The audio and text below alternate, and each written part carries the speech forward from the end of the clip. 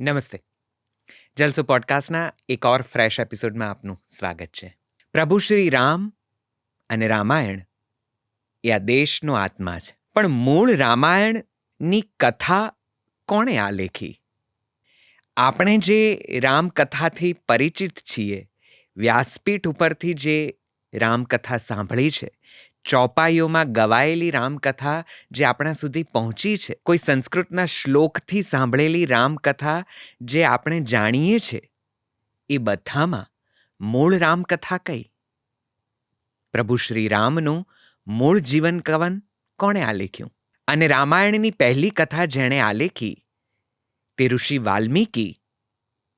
વાલ્મીકી રામાયણમાં કેટલું રામનું જીવન કવન આલેખી શક્યા?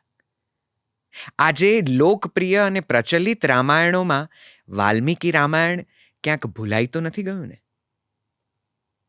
રામકથાનો મૂળ આધાર શું વાલ્મીકી રામાયણ છે? તો તેમાં કયા પ્રસંગો છે જે આપણે આપણી રીતે જરાક એને બદલી નાખ્યા છે? કહે છે કે મૂળ વાલ્મીકી રામાયણમાં લક્ષ્મણ રેખાનો પ્રસંગ જ નથી, પણ લોકપ્રિય રામકથામાં આ પ્રસંગ બહુ જ મુખર થઈને બહાર આવે છે. શું છે વાલ્મીકી રામાયણનું મહાસત્ય અને શું છે રામાયણની ગાથાનો મહાન અસ્તિત્વબોધ? આજે રામાયણ વિશે જરા ઊંડાણપૂર્વક વાત કરવાના છીએ. અને રામાયણ વિશે વાત કરવા માટે આપણી સાથે આજે જોડાયા છે રામાયણના પ્રખર અભ્યાસુ ડૉક્ટર વિજય પંડ્યા. MS યુનિવર્સિટીએ રામાયણની એક ક્રિટિકલ એડિશન લગભગ 1972-75ના ગાળામાં પ્રસિદ્ધ કરી હતી અને તેનો અનુવાદ ડૉક્ટર વિજય પંડ્યાએ ગુજરાતીમાં આપણા માટે ઉપલબ્ધ કરાવ્યો છે. વાલ્મીકી રામાયણ વિશે વાત કરવાને તેઓ અધિકૃત વ્યક્તિ છે. રામાયણ વિશેની કેટલીક સાચી ખોટી બધી જ માહિતીઓ, જાણકારી આજે આપણે તેમની પાસેથી મેળવવાના છીએ. અને કહે છે ને, હરિ અનંત હરિકથા અનંત. આ અનંતનો રસ્તો આપણને ક્યાં સુધી લઈ જાય છે એ આ પોડકાસ્ટમાં કદાચ આપણને આજે સહેજ ખબર પડે. આપ સૌનું સ્વાગત છે. રામાયણ એવી કથા છે કે મનુષ્યને સુખ મળી શકે એવી આ જગતની રચના જ નથી. આપણે ગુજરાતે સમસ્ત વિશ્વને રામાયણની સમીક્ષિત આવૃત્તિ ભેટ આપી. ઓહો. પણ મને કહેતા બહુ જ અફસોસ થાય છે, આ વાતની, આ ઐતિહાસિક ઘટના છે એની નોંધ લેવાતી નથી, એની અવગણના થાય છે, એની ઉપેક્ષા થાય છે. જાહેરમાં વાત કરું એટલે મારા પ્રત્યે નારાજ થાય સ્વાભાવિક રીતે, કારણ કે એમની જે અશક્તિ અને નિર્બળતા બધી છતી થાય. સૌ પ્રથમ સંસ્કૃતમાં આ સૃષ્ટિમાં સૌ પ્રથમ કવિતા વાલ્મીકી રામાયણ રૂપે પ્રગટી. જાતે જગતી વાલ્મીકૌ કવિ ઇતિ અભિધા અભવત. જ્યારે વાલ્મીકી જન્મ્યા ત્યારે કવિ શબ્દ અસ્તિત્વમાં આવ્યો. એ વાચક છે, થોડો રામકથાથી પરિચિત છે એટલે તરત એમ કહેશે કે ધોબીના વચનથી રામે સીતાનો ત્યાગ કર્યો. હવે આ ધોબીનો જે પ્રસંગ છે એ વાલ્મીકી રામાયણમાં નથી. કે લક્ષ્મણ રેખાનો પ્રસંગ કેટલો બધો લોકપ્રિય છે. એ લક્ષ્મણ રેખાનો પ્રસંગ કોઈ કાળે વાલ્મીકી રામાયણમાં નથી. વાલ્મીકી એ પહેલા વાલિયો લૂંટારો હતો અને વાલિયા લૂંટારાએ વાલ્મીકી બનીને પછી રામાયણ લખ્યું. તદ્દન ખોટી વાત. આ સાચું છે? તદ્દન ખોટી વાત છે. અને વાલ્મીકી રામાયણને આદિ કાવ્યનું સ્ટેટસ મળે એ કેટલાક જે લોકો છે એ લોકોને માન્ય નથી. આવી આઈડિયોલોજીના આધારે પણ રામને ઉતારી પાડવામાં, રામની નિંદા કરવામાં પાછો વાળીને જોતા નથી. વાલ્મીકી રામાયણની જે મહત્તા છે એ મહત્તાને ડાયલ્યુટ કરવાનો, એ મહત્તાને, એ ગૌરવનો ઓછું કરવાનો પ્રયત્ન પણ કરીએ. હું તમને અંગત વાત કરું નૈષદભાઈ, તો આ જે પ્રસંગ છે. નમસ્તે પંડ્યા સાહેબ, આપનું ખૂબ ખૂબ ખૂબ સ્વાગત છે. નમસ્કાર. મને બહુ જ આનંદ એ વાતનો છે કે આપના થકી આજે અમે રામાયણને થોડું વધારે સમજવાના છીએ. આપનું સંશોધન, આપનો અભ્યાસ અને આપનું જ્ઞાન તો બહુ વિશદ છે અને બહુ ઊંડું છે રામાયણ વિશેનું. જો હું ભૂલ ન કરતો હોઉં તો મહારાજા સયાજીરાવ યુનિવર્સિટીએ જે ક્રિટિકલ એડિશન વાલ્મીકી રામાયણની બહાર પાડી છે એ કદાચ 1972-75ની વાત છે આ. અને એ એડિશનને, એ સમીક્ષિત આવૃત્તિને કદાચ આખા દેશમાં રામાયણની એક ઓથોરિટી તરીકે ગણવામાં આવી છે. તેને દરેક રીતે સ્વીકાર થયો છે. અને વાલ્મીકી રામાયણની એ સમીક્ષિત આવૃત્તિનો આપે અનુવાદ કર્યો છે. બરાબર. એટલે આ કામ કંઈ 2-5 મહિનાનું કે 10-15 દિવસનું નથી. તમારી લગભગ અડધી જિંદગી આમાં પસાર થઈ છે અને તમે આને બહુ જ રસપૂર્વક અને વાંચનારનો રસ જળવાય એ રીતે આ આખા અનુવાદો કર્યા છે. મારી સાથે એ રામાયણના દરેક કાંડ અને તેના ઉપરના આપના અનુવાદના પુસ્તકો સામે છે ને થોડા ઘણા હું એમાંથી પસાર થઈ ચૂક્યો છું. આપનું ફરી એક વખત સ્વાગત છે સાહેબ. મને બહુ આનંદ છે કે આજે તમારા થકી મેં રામાયણ થોડી જુદી રીતે સમજી છું. આભાર.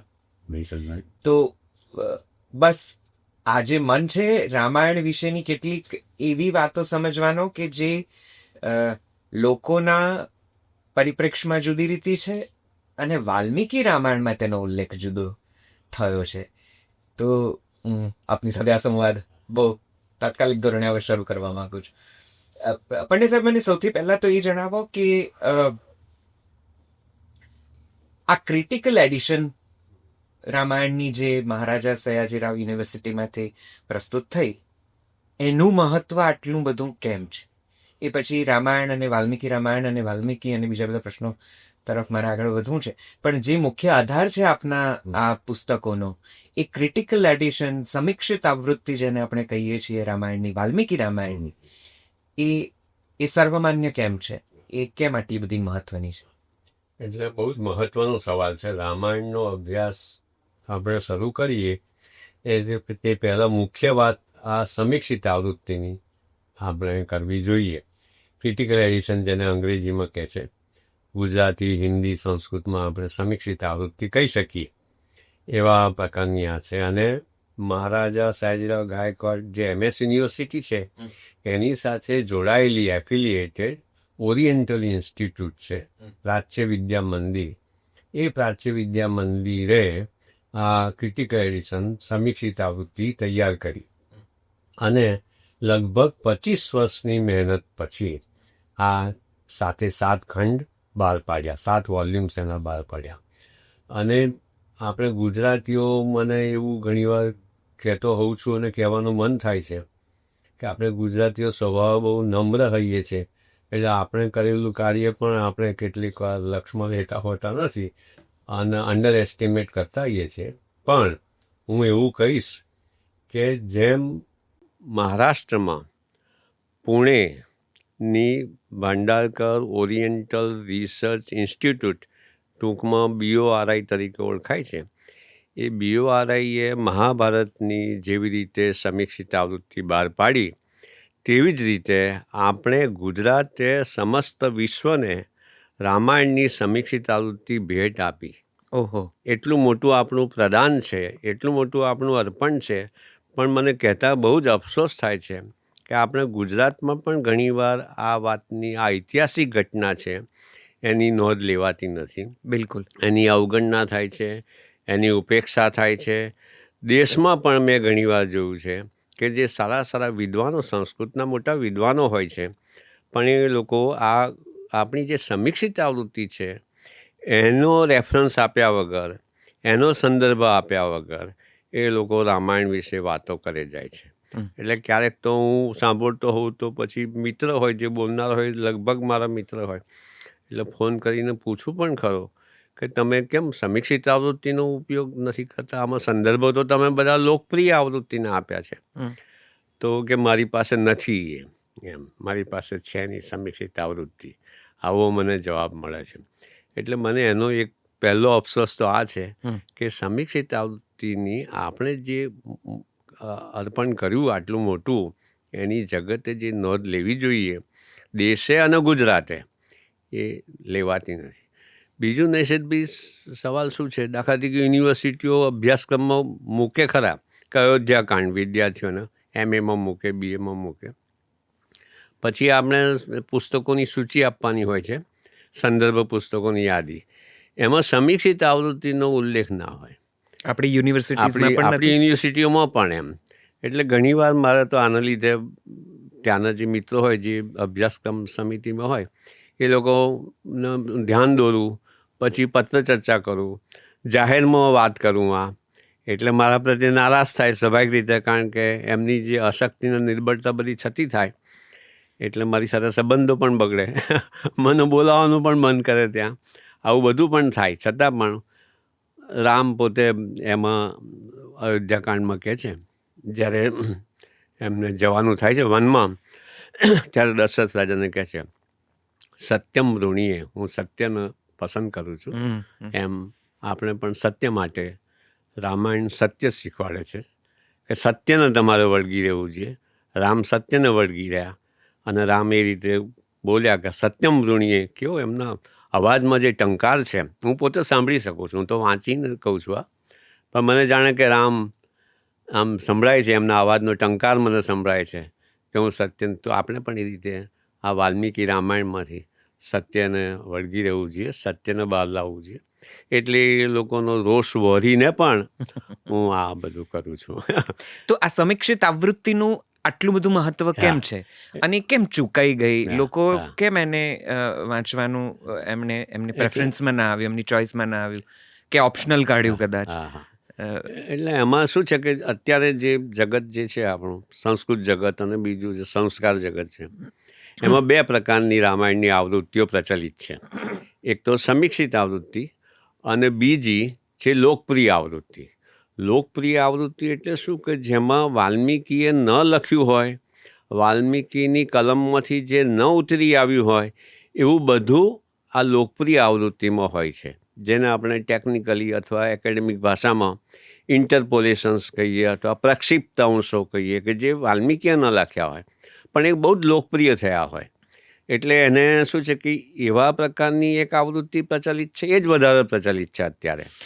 એટલે એનો મતલબ એ થયો કે હું જેટલું વચ્ચે જે થોડું સરળીકરણ કરવાની કોશિશ કરું છું દર્શકો માટે માત્ર, કે લોકપ્રિય આવૃત્તિમાં કેટલાક એવા પ્રસંગો કે જે વાલ્મીકી રામાયણમાં નથી, લખાયા જ નથી, પણ કાળક્રમે કોઈક રીતે કોઈકે શ્રુતિમાં કે ક્યાંક એને ઉમેરાયા, અને પછી એટલા બધા લોકપ્રિય બન્યા કે અત્યારે જે રામાયણની જે પણ પુસ્તકો મળે છે એમાં એ ઉમેરાઈ ગયા, જાણે કે ગ્રંથમાં મૂળ સ્વરૂપે હોય એ જ રીતે. એ લોકપ્રિય આવૃત્તિ. એ લોકપ્રિય આવૃત્તિ. એટલે દાખલા તરીકે હું તમને કહું કે બહુ જ લોકપ્રિય ઉદાહરણ છે, તરત આપણા શ્રોતાઓને પણ તરત જચી જશે, કે લક્ષ્મણ રેખાનો પ્રસંગ કેટલો બધો લોકપ્રિય છે. આપણી ભાષામાં, કોઈ પણ ભાષામાં, ભારતની કોઈ પણ ભાષામાં બળી ગયેલો પ્રયોગ છે કે ભાઈ લક્ષ્મણ રેખા નહીં ઓળંગવી. એ લક્ષ્મણ રેખાનો પ્રસંગ કોઈ કાળે વાલ્મીકી રામાયણમાં નથી. વાલ્મીકી રામાયણમાં નથી એવું કહીએ તો ઘણાને આઘાત પણ લાગે કે આટલો બધો લોકપ્રિય જે પ્રયોગ છે ભાષામાં, દરેક ભાષામાં છે. એવું નથી કે આપણી ગુજરાતી ભાષામાં. રામાયણ તો સર્વકાલીન છે ને, અને સર્વદેશીય છે, યુનિવર્સલ છે.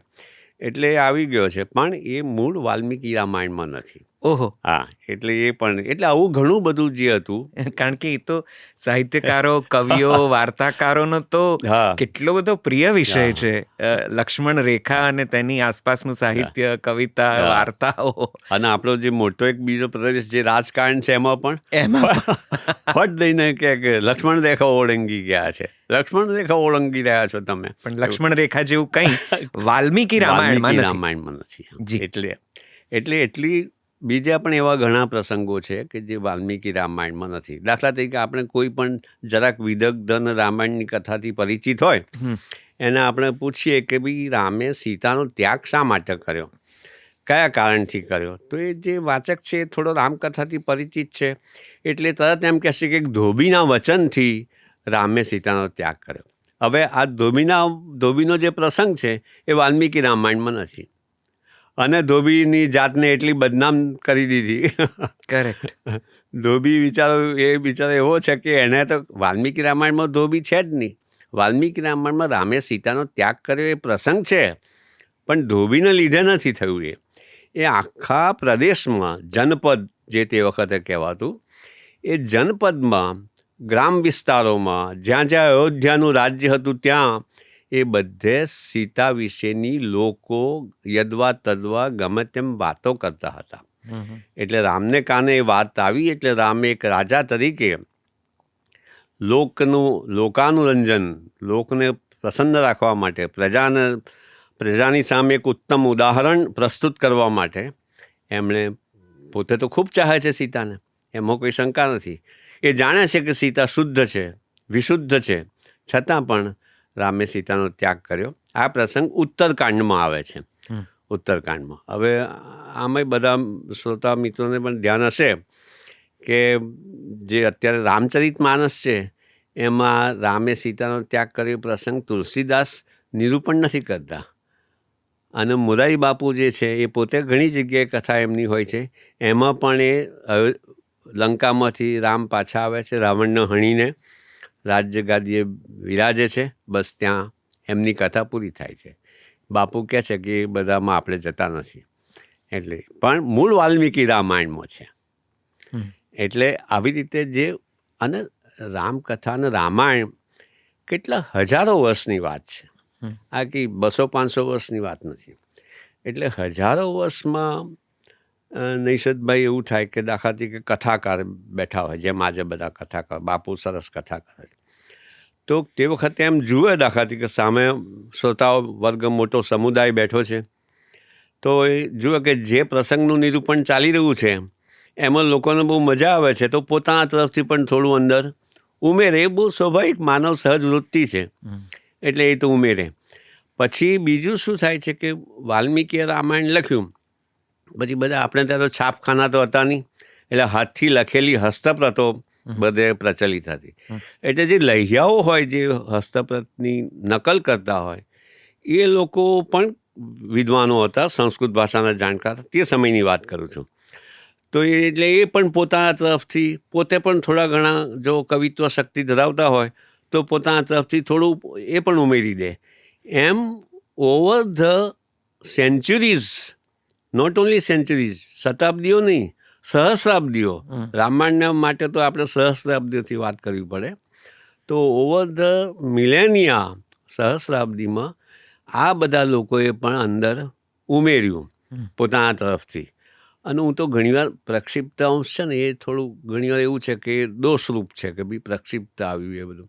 હું ઘણીવાર એવું પણ એનો બીજી રીતે પોઝિટિવલી લઉં છું કે એ જે કવિઓ હતા, વાલ્મીકી તો કવિઓનો કવિ છે, વાલ્મીકી જેવો જગતમાં કોઈ બીજો મોટો કવિ થયો નથી, પણ એ જ બધા જે સાધારણ કવિઓ છે એ પણ સારા કવિઓ છે, સારા જ કવિઓ, સ્વતંત્ર રીતે એ પણ મોટા કવિઓ છે. વાલ્મીકી ન હોત અને વાલ્મીકીની પડછે આપણે જો એમને ન જોઈએ તો એ પણ સારા કવિઓ છે, પણ એ કવિઓ પોતાની આગળ પૂર્વજ જે મોટો કવિ થઈ ગયો છે એને અંજલિ આપે છે. હું તો પોતે ઘણીવાર એમ લઉં છું કે એ કવિઓ પોતે વાલ્મીકીને અંજલિ આપે છે અને એમ પોતાના તરફથી થોડું અંદર ઉમેરે છે, અને એમ પ્રક્ષિપ્ત અંશો આવ્યા. ભલે આવ્યું પ્રક્ષિપ્ત અંશો, એ બધું પણ બરાબર છે, પણ છેવટે વાલ્મીકીએ શું લખ્યું, વાલ્મીકીની કલમમાંથી શું આવ્યું, તો આ વિદ્વાનોએ, આપણે to come to the main point, વાલ્મીકીએ શું લખ્યું ને વાલ્મીકીએ જે લખ્યું એ આપણી પાસે કેવી રીતે આપણે સાચવવું, તો આ MS યુનિવર્સિટીની ઓરિએન્ટલ ઇન્સ્ટિટ્યૂટ પ્રાચ્ય વિદ્યા મંદિર, એણે વિદ્વાનોની એક મંડળી બનાવી, 7 કાંડો, એના એક વિદ્વાનને 2 કાંડ કર્યા છે. PL વૈદ્ય મહારાષ્ટ્રીયન વિદ્વાન હતા, એમણે યુદ્ધકાંડ અને અયોધ્યાકાંડ એ 2 કાંડ કર્યા, એટલે 6 વિદ્વાનોને દરેકને એક કાંડ સોંપ્યો અને 2000 હસ્તપ્રતો ભેગી કરી, હાથથી લખેલી, આખા દેશમાંથી, નેપાળમાંથી પણ હસ્તપ્રતો આવી, અને એ બધી હસ્તપ્રતોનું વર્ગીકરણ કર્યું, એની લાંબી પ્રોસેસ કરી. 1951થી આ પ્રક્રિયા શરૂ થઈ. આખું રામાયણ નામનું ડિપાર્ટમેન્ટ એ લોકોએ શરૂ કર્યું, રામાયણ વિભાગ શરૂ કર્યો. અને તે વખતે બહુ સરસ વાત એવી હતી કે એક પ્રબુદ્ધ મહિલા બેન, એ આપણા ત્યાંના MS યુનિવર્સિટીના VC હતા, હંસાબેન મહેતા. હા, એ જીવરાજ મહેતા જે હતા એમના પત્ની હતા, અને એમને એટલો બધો રસ હતો આ કાર્યમાં કે એમણે યુનિવર્સિટીને બધી સગવડ કરી આપી, એમણે પોતે ઘણો રસ લીધો અને એ રીતે આ કાર્ય 1951થી શરૂ થયું અને 1975માં આ સાથે સાત કાંડ સમીક્ષિત આવૃત્તિ રૂપે બહાર આવ્યા. પણ રામાયણ ડિપાર્ટમેન્ટ જે થયું એ રામાયણ ડિપાર્ટમેન્ટને યુજીસીએ એને સહાય પણ કરી, ફંડ આપ્યું, આર્થિક સહાય કરી. એ યુજીસી નૈષદભાઈ આ તમારા માધ્યમ દ્વારા આ જે જલસો જે છે એના માધ્યમ દ્વારા પણ હું કહેવા માગું છું કે યુજીસીએ તે વખતે ફંડ ફાળો આપ્યો, આર્થિક સહાય કરી. આજે યુજીસી જે અભ્યાસક્રમો બનાવે છે એમાં સમીક્ષિત આવૃત્તિનો ઉલ્લેખ કરતા નથી. સંદર્ભ પુસ્તકોની યાદીમાં સમીક્ષિત આવૃત્તિનો ઉલ્લેખ કરવો જ જોઈએ. ઇટ ઇઝ એ મસ્ટ, પણ નથી કરતા. એ બધી આ અત્યારના બલિહારી છે અત્યારના સમયની. તો સમીક્ષિત આવૃત્તિ એ અધિકૃત આવૃત્તિ છે રામાયણ વિશે વાત કરવા માટે. યસ. એટલે જો દાખલા તરીકે અકસ્માત તો એવો થવાનો નથી, અસંભવ વાત છે કે વાલ્મીકીના હાથે લખાયેલી હસ્તપ્રત આજે આપણને મળે એ અસંભવ છે, બરાબર છે, અસંભવિત છે. પણ જો મળી આવે તો આ જે સમીક્ષિત આવૃત્તિ છે એ લગભગ વાલ્મીકીના હાથે લખેલી હસ્તપ્રત જેવી હોય એવું હું અને મારા કરતાં વધારે અનેક ગણા ચડિયાતા એવા વિદ્વાનો કહી શકે કે વાલ્મીકીએ લખી હોય અને જો કોઈ કાળે અકસ્માતથી ક્યાંક દટાઈ રહી હોય, કારણ કે આપણા દેશનું વાતાવરણ એવું છે કે એમાં શક્ય જ નથી કે હસ્તપ્રત સચવાઈ રહી હોય, પણ મળી આવે તો આ સમીક્ષિત આવૃત્તિ જેવી એ હસ્તપ્રત હોય એવું મને કહેતા સંકોચ નથી થતો. વાહ. તો આ આવૃત્તિમાં જે પણ રામાયણના દરેક કાંડનો જે ઉલ્લેખ છે એનો આપે અનુવાદ કર્યો છે. હવે હું જરા વાલ્મીકી રામાયણ તરફ આવું. રામાયણની જ્યારે આ દેશમાં વાત નીકળે ત્યારે ઘણી બધી એક તો કથાઓના સંદર્ભ, વ્યાસપીઠ પરથી થયેલી કથાઓના સંદર્ભ તમને મળી આવે, કારણ કે મોટેભાગે રામાયણની કથા શ્રુતિ પરંપરામાં આગળ વધેલી કથા છે, કહેવાઈને સાંભળીને પછી ફરી કહેવાઈને ફરી સંભળાઈને એ રીતે. તો વાલ્મીકી રામાયણને આપણે આદિકાવ્ય કહીએ છીએ, મહાકાવ્ય કહીએ છીએ, પણ તે છતાં લોકપ્રિય જે રામાયણ કથાનકો છે એની સરખામણીમાં વાલ્મીકી રામાયણ ક્યાંક ડાબા હાથે મુકાઈ ગયું, ધકેલાઈ ગયું, કે ભૂલાઈ ગયું, કે ચૂકાઈ ગયું, મને નથી ખબર. બિલકુલ સાચું. આવું કેમ થયું? અને વાલ્મીકી રામાયણ એ અધિકૃત છે રામની કથા કહેવા માટે, પ્રભુ શ્રી રામની કથા કહેવા માટે. તો વાલ્મીકી રામાયણ વિશે આપણે. એટલે જો મૂળ શું થયું, વાલ્મીકી રામાયણ તો સંસ્કૃતમાં છે. જી. સંસ્કૃત ભાષા ધીરે ધીરે લોક સંપર્કથી વિખૂટી પડી ગઈ. જી. એટલે સંસ્કૃત બધાને અઘરું લાગે, એટલે એ રીતે છૂટું પડી ગયું પ્રજાથી. અને એ વાલ્મીકી રામાયણની જે પછી શું છે કે આ વાલ્મીકી રામાયણની જે રામકથા છે ને એ એવી કથા છે કે સમાજ જે પ્રમાણે સમાજ જીવન ચાલતું હોય એનું રિફ્લેક્શન, એનું પ્રતિબિંબ વાલ્મીકીની રામકથા એટલે મૂળ રામકથા તરત ઝીલે છે. એવું આ રામકથાને ગુણ પણ છે અને દોષ પણ છે કે જે સમયે જે એટલી બધી લોકપ્રિય થઈ ગઈ રામકથા કે મૂળ તો સાહિત્ય કૃતિ છે, આપે કહ્યું તે પ્રમાણે આદિકાવ્ય છે. એટલે આદિકાવ્ય છે સૌ પ્રથમ સંસ્કૃતમાંના આ સૃષ્ટિમાં સૌ પ્રથમ કવિતા વાલ્મીકી રામાયણ રૂપે પ્રગટી, એવું આપણે ત્યાં પરંપરા છે સંસ્કૃતમાં અને ભારતમાં. અચ્છા. કે જાતે જગતી વાલ્મીકૌ કવિ ઇતિ અભિધા અભવત. જ્યારે વાલ્મીકી જન્મ્યા ત્યારે કવિ શબ્દ અસ્તિત્વમાં આવ્યો. ત્યાં સુધી કવિ શબ્દ જ ન હતો. પહેલાં આપણે ભાષા વિજ્ઞાનમાં જાણીએ છીએ કે પહેલાં વસ્તુ અસ્તિત્વમાં આવે અને પછી વસ્તુ માટે આપણે સંકેત કરીએ છીએ, એનું નામ આપીએ છીએ. તો ત્યાં સુધી કોઈ કવિ હતો જ નહીં. એટલે વાલ્મીકી આવ્યા એટલે કવિ શબ્દ અસ્તિત્વમાં આવ્યો. આ સંસ્કૃતની એક આખી મજા છે કે કવિ ઇતિ અભિધા, કવિ શબ્દ આવ્યો. પછી એ શ્લોક તો આગળ ચાલે છે, જરાક વિષયાંતર છે પણ મને લાગે છે કહેવા દે. પછી સંસ્કૃતમાં શું છે કે એક વચન, દ્વિવચન ને બહુવચન હોય છે, એ તો આપ સૌ જાણતા હશો. તો એક વચન કવિ આવ્યું, પછી બે કવિઓ આવ્યા. ત્યાં સુધી દ્વિવચન નહોતું સંસારમાં, ભાષામાં. એટલે બીજો કવિ કોણ આવ્યો? વ્યાસ. વ્યાસ આવ્યા. એટલે કવિ સંસ્કૃતમાં પછી દ્વિવચન છે ને દીર્ઘઈ થાય છે. હા. દ્વિવચનમાં કવિ એકલું એક વચન લખીએ તો રસોઈ થાય, જી. અને દ્વિવચન લખવું હોય તો કવિ એમ દીર્ઘ લખવું પડે. કવિ ઇતિ તતો વ્યાસે, વ્યાસ આવ્યા એટલે કવિ એમ શબ્દ અસ્તિત્વમાં આવ્યો, એ વચન દ્વિવચન અસ્તિત્વમાં આવ્યું, અને પછી તો કવિઓનો સંસાર આવ્યો. એટલે પેલો તો દંડીનો પ્રશંસક હશે એટલે એમ કહે છે કે કવય ત્વયી દંડીની, હે દંડી તમે આવ્યા ત્યારે બહુ વચન આવ્યું. તો વાલ્મીકી એ આપણા પ્રથમ આદિ કવિ, અને વાલ્મીકીનું રામાયણ એ પ્રથમ આપણું આદિ કાવ્ય. એમ સંસ્કૃતમાં તો દૃઢ પરંપરા છે. અને મારું એવું પણ કહેવું છે કે કવિતા એટલી અદ્ભુત છે, આ કાવ્ય તરીકે એટલું અદ્ભુત કાવ્ય છે. સૃષ્ટિમાં આખા જગતમાં બહુ ઓછા કાવ્યો આની સાથે સ્પર્ધામાં ઉતરી શકે એવા પ્રકારનું આ કાવ્ય છે. અને એ કાવ્યથી આપણી સૃષ્ટિ આખી રમણીય બની છે, અને એ રીતે એને શીખાય. તો તમે કહ્યું તે પ્રમાણે સંસ્કૃતના લીધે પછી સમાજનું પ્રતિબિંબ પડે એટલે શું થાય? દાખલા તરીકે હું તમને ઉદાહરણ આપું કે એક વખત જમાનો એવો આવ્યો, વિધર્મીઓના આક્રમણ થયા આપણા પર, ભારત પર, હિન્દુ સમાજ પર આક્રમણ થયા, જે કંઈ સમાજ હતો એના પર આક્રમણ થયા, એને સ્ત્રીઓની પવિત્રતા વગેરેના પ્રશ્નો ઊભા થયા. એટલે શું થયું કે સમાજ આખો બાળ લગ્ન તરફ વળી ગયો. તો વાલ્મીકી રામાયણ એ તો ચાલ્યું આવે છે, એ તો જાણે કે સનાતન કાળથી ચાલ્યું આવે છે. એટલે એમાં પછી સીતા, કેટલા વર્ષની ઉંમરે સીતાનું લગ્ન થાય, તો એ જે સમાજમાં જે ચાલે છે એનું પ્રતિબિંબ એ કથામાં પડે. કોઈક એવું અંદર ઘુસાડે કે સીતા 6 વર્ષના હતા અને રામ સાથે લગ્ન થયું, એટલે બાળ લગ્ન આવ્યા. કારણ કે વિધર્મીઓ જે પરિણીત સ્ત્રી હોય એને સાથે કોઈ દુર્વ્યવહાર કરતા નહીં, એને છોડી દેતા.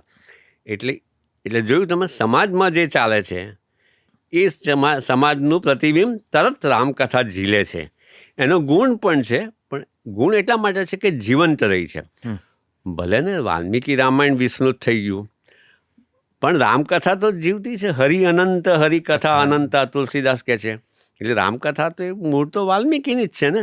બધા ગમે એટલા મોટા મોટા તુલસીદાસના મારા પ્રણામ, બીજા બધા કંબ છે રામાયણ છે, બીજા બધા કૃત્તિવાસ રામાયણ છે, અનેક રામાયણો છે આ જગતમાં, પણ એ બધાનું મૂળ આપણે ભૂલવું ન જોઈએ કે વાલ્મીકી રામાયણ છે. એટલે વાલ્મીકી રામાયણને કારણે આ બધું થયું છે.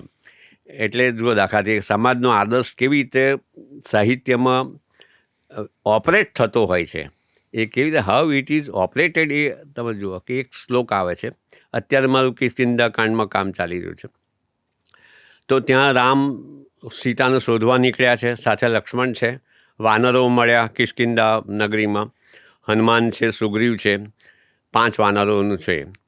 એટલે એમને આવ્યા એટલે સુગ્રીવે કહ્યું કે એક સ્ત્રીને કોઈ રાક્ષસ હતો તે અપહરણ કરી જતો હતો, એટલે સ્ત્રીએ આકાશમાંથી આભૂષણો ફેંક્યા છે.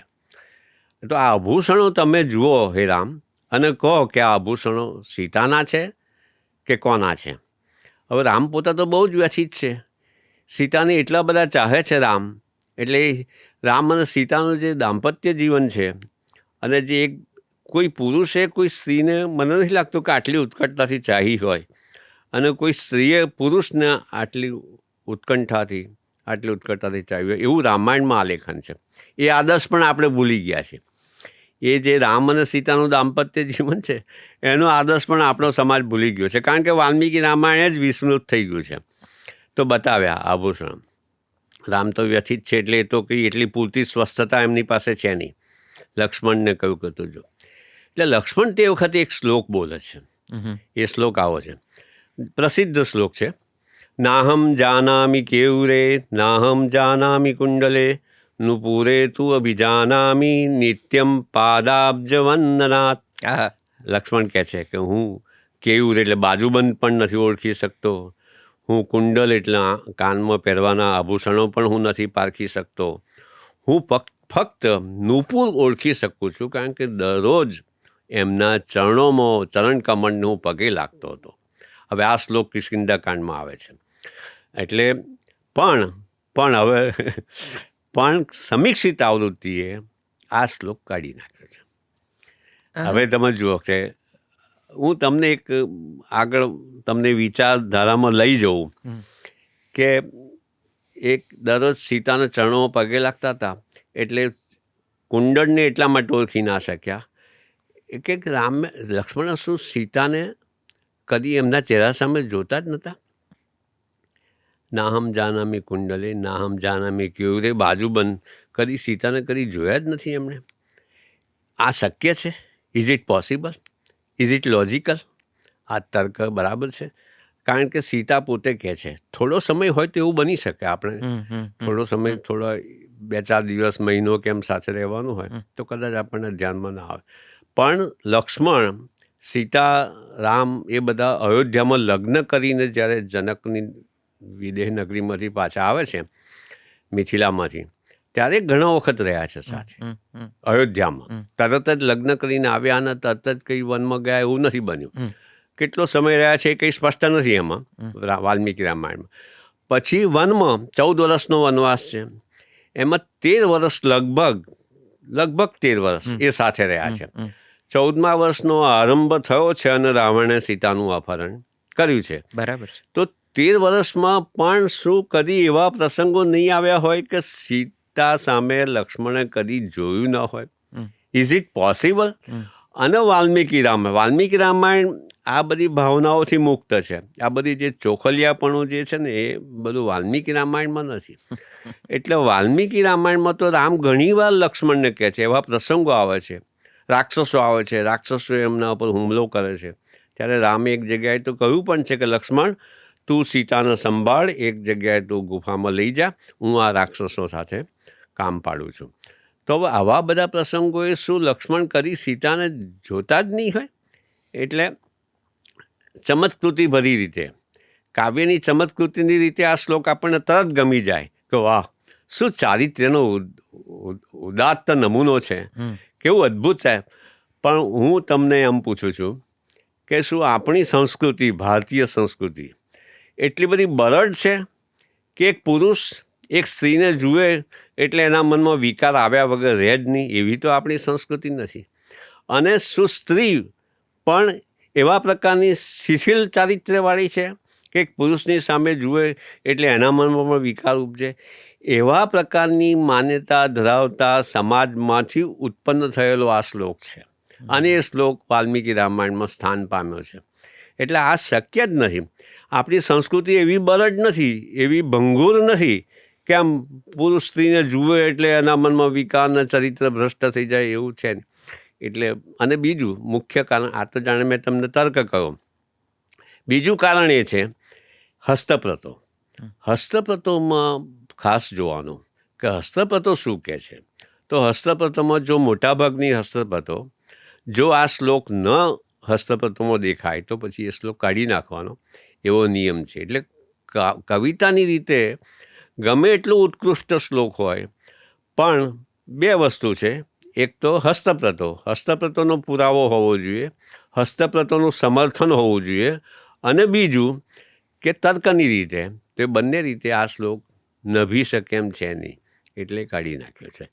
તે વખત આ જ્યારે ચાલતી હતી પ્રક્રિયા નૈષદભાઈ, ત્યારે ડોલરાય માંકડ સાહેબ આપણા ગુજરાતના મોટા દિગ્ગજ વિદ્વાન છે, એટલે એમણે પછી ચર્ચાપત્ર પણ લેખ પણ લખેલો કે બધા લોકોનો દુઃખ થાય છે કે આવો શ્લોક નીકળી જાય છે. અને એ પણ પછી શું છે કે સત્ય, એટલે મેં પછી એના વિશે મેં પણ પછી ટિપ્પણી કરી છે. ડોલરાય માંકડ જરાક મનમાં એવું એમને દુઃખ થતું હતું કે આવો શ્લોક કાઢી નાખવો પડે છે. પછી મેં એક ચર્ચા કરી, મેં એમાં એવું પણ લખેલું કે સત્યની વેદી પર સૌંદર્યનું બલિદાન આપવું પડે છે. એટલે અહીંયા સત્ય તો આ જ છે, આ શક્ય જ નથી કે સીતા. અને તો બહુ સરસ બધા ઉચ્ચ કોટીના ચરિત્ર ધરાવતા લોકો છે વાલ્મીકી રામાયણમાં. એટલે કદાચ વાલ્મીકી રામાયણ આજે પણ એટલું પ્રસ્તુત છે અને કદાચ એટલે જ એની અધિકૃતતા ગણાય છે રામાયણની કથામાં. એટલું બધું છે કદાચ મને લાગે છે આપણો સંવાદ અમુક સમયમાં તો આપણે ટૂંકો પડશે આટલું કહેવા માટે, પણ છતાં બની એટલી વાતો કરીએ એની એવી ઈચ્છા રાખું. ત્યારે એક ગણતરી એક પાઠ ભણવામાં પણ આવતો હતો. ત્યાંથી મારે આ પ્રશ્ન પૂછવાની ઈચ્છા પણ થઈ છે ને મને લાગે છે સંવાદ એ તરફ આગળ વધે. વાલ્મીકીએ પહેલા વાલિયો લૂંટારો હતો અને વાલિયા લૂંટારાએ વાલ્મીકી બનીને પછી રામાયણ લખ્યું. તદ્દન ખોટી આ વાત સાચું છે? તદ્દન ખોટી વાત છે. એટલે આપણે ત્યાં જે બધી દંતકથાઓ ચાલી, ઘણો સમય, હજારો વર્ષનો ઇતિહાસ છે આ તો આપણો. એટલે વાલ્મીકી રામાયણ શું કે છે વાલ્મીકી વિશે, એ આપણે કોઈ પણ વિશે શંકા થાય, કોઈ પ્રસંગ વિશે થાય, કોઈ ઇતિહાસની કોઈ પ્રસંગ હોય, કડી હોય, એના વિશે આપણને શંકા લાગે તો વાલ્મીકી રામાયણને આપણે જોવું જોઈએ. અને તે પણ કયું વાલ્મીકી રામાયણ, હવે જે સમીક્ષિત આવૃત્તિ આવી છે એ વાલ્મીકી રામાયણને જોવું જોઈએ, એને કન્સલ્ટ કરવું જોઈએ. તો એમાં તો વાલ્મીકી છે ને તે પ્રજાપતિ જે છે, પ્રજાપતિ સૌથી ઉચ્ચતમ દેવ છે વૈદિક કાળ પ્રમાણે. એટલે પ્રજાપતિના જે 10 માનસ પુત્રો છે, એ માનસ પુત્રોમાંના એક માનસ પુત્ર પ્રાચેતસ છે. એ પ્રચેતસનો પુત્ર છે વાલ્મીકી. બ્રહ્માના, પ્રજાપતિ એટલે બ્રહ્માના 10 માનસ પુત્રો છે. એ માનસ પુત્રોમાંનો એક પ્રચેતસ છે. એ પ્રચેતસનો પુત્ર એ વાલ્મીકી છે. એટલે વાલ્મીકી રામાયણમાં તો એમનો ઉલ્લેખ પ્રાચેતસ તરીકે પણ આવે છે. એટલે આ કઈ રીતે દંતકથા પ્રચલિત થઈ, વાલિયો લૂંટારો હતો ને પછી એણે આ બધું કરીને વાલ્મીકી બન્યા. સ્ટોરી સરસ છે, પ્રેરણા આપે એવી છે કે ભાઈ વાલિયા લૂંટારામાંથી વાલ્મીકી જેવા બન્યા તો કોઈ પણ સામાન્ય લોકોને, કોઈને પણ ગમી જાય એવી સ્ટોરી છે, પ્રેરણાદાયક સ્ટોરી છે. પણ વાલ્મીકી રામાયણનો ટેકો નથી એને. આ વાત તો આપણે કહેવી જ જોઈએ, ખોંખારીને કહેવી જોઈએ. તો પેલી આખી જે પાઠમાં ભણવામાં આવે છે ને ઘણી બધી એવી લોકકથાઓ ને ઘણી બધી જગ્યાએ આ એટલે મહાનુભાવો આનો ઉલ્લેખ કરે છે કે પછી વાલિયા લૂંટારાને જ્યારે કોઈક વખત એક સાધુનો ભેટો થયો કે સપ્તર્ષિઓનો ભેટો થયો ને એમણે કીધું કે હું તમને લૂંટી લઉં, હું તમને હણી નાખું, તો કે પહેલાં તું ઘરે પૂછી આય કે અમારી હત્યા થશે તો એ લોકો શું તારા ભાગીદાર ખરા? કેમ કરું છું? તો કે હું મારા પરિવારનું ભરણ પોષણ કરવા કરું છું. તો કે પરિવારને પૂછી લાવ, એ તારા પાપના ભાગીદાર ખરા? પરિવાર કહે છે કે ના, અમે નહીં. લૂંટારાને લાગી આવે છે અને પછી એ મરા શબ્દ બોલતા તપ આદરે છે અને વર્ષો સુધી એ તપ કરે છે અને એક રાફડો એની ઉપર ચડી જાય છે આખો. અને પછી એ રાફડામાંથી બહાર આવીને એ વાલિયામાંથી એ જ ઋષિઓ આવીને કહે છે કે તારું તપ ફળ્યું અને હવે તું વાલિયામાંથી વાલ્મીકી બને છે. બરાબર. આ કથા તો છેક એજ્યુકેશન સિસ્ટમમાં લગભગ મને ખ્યાલ નથી પણ નાના બાળપણના ધોરણોમાં ભણાવવામાં આવે છે.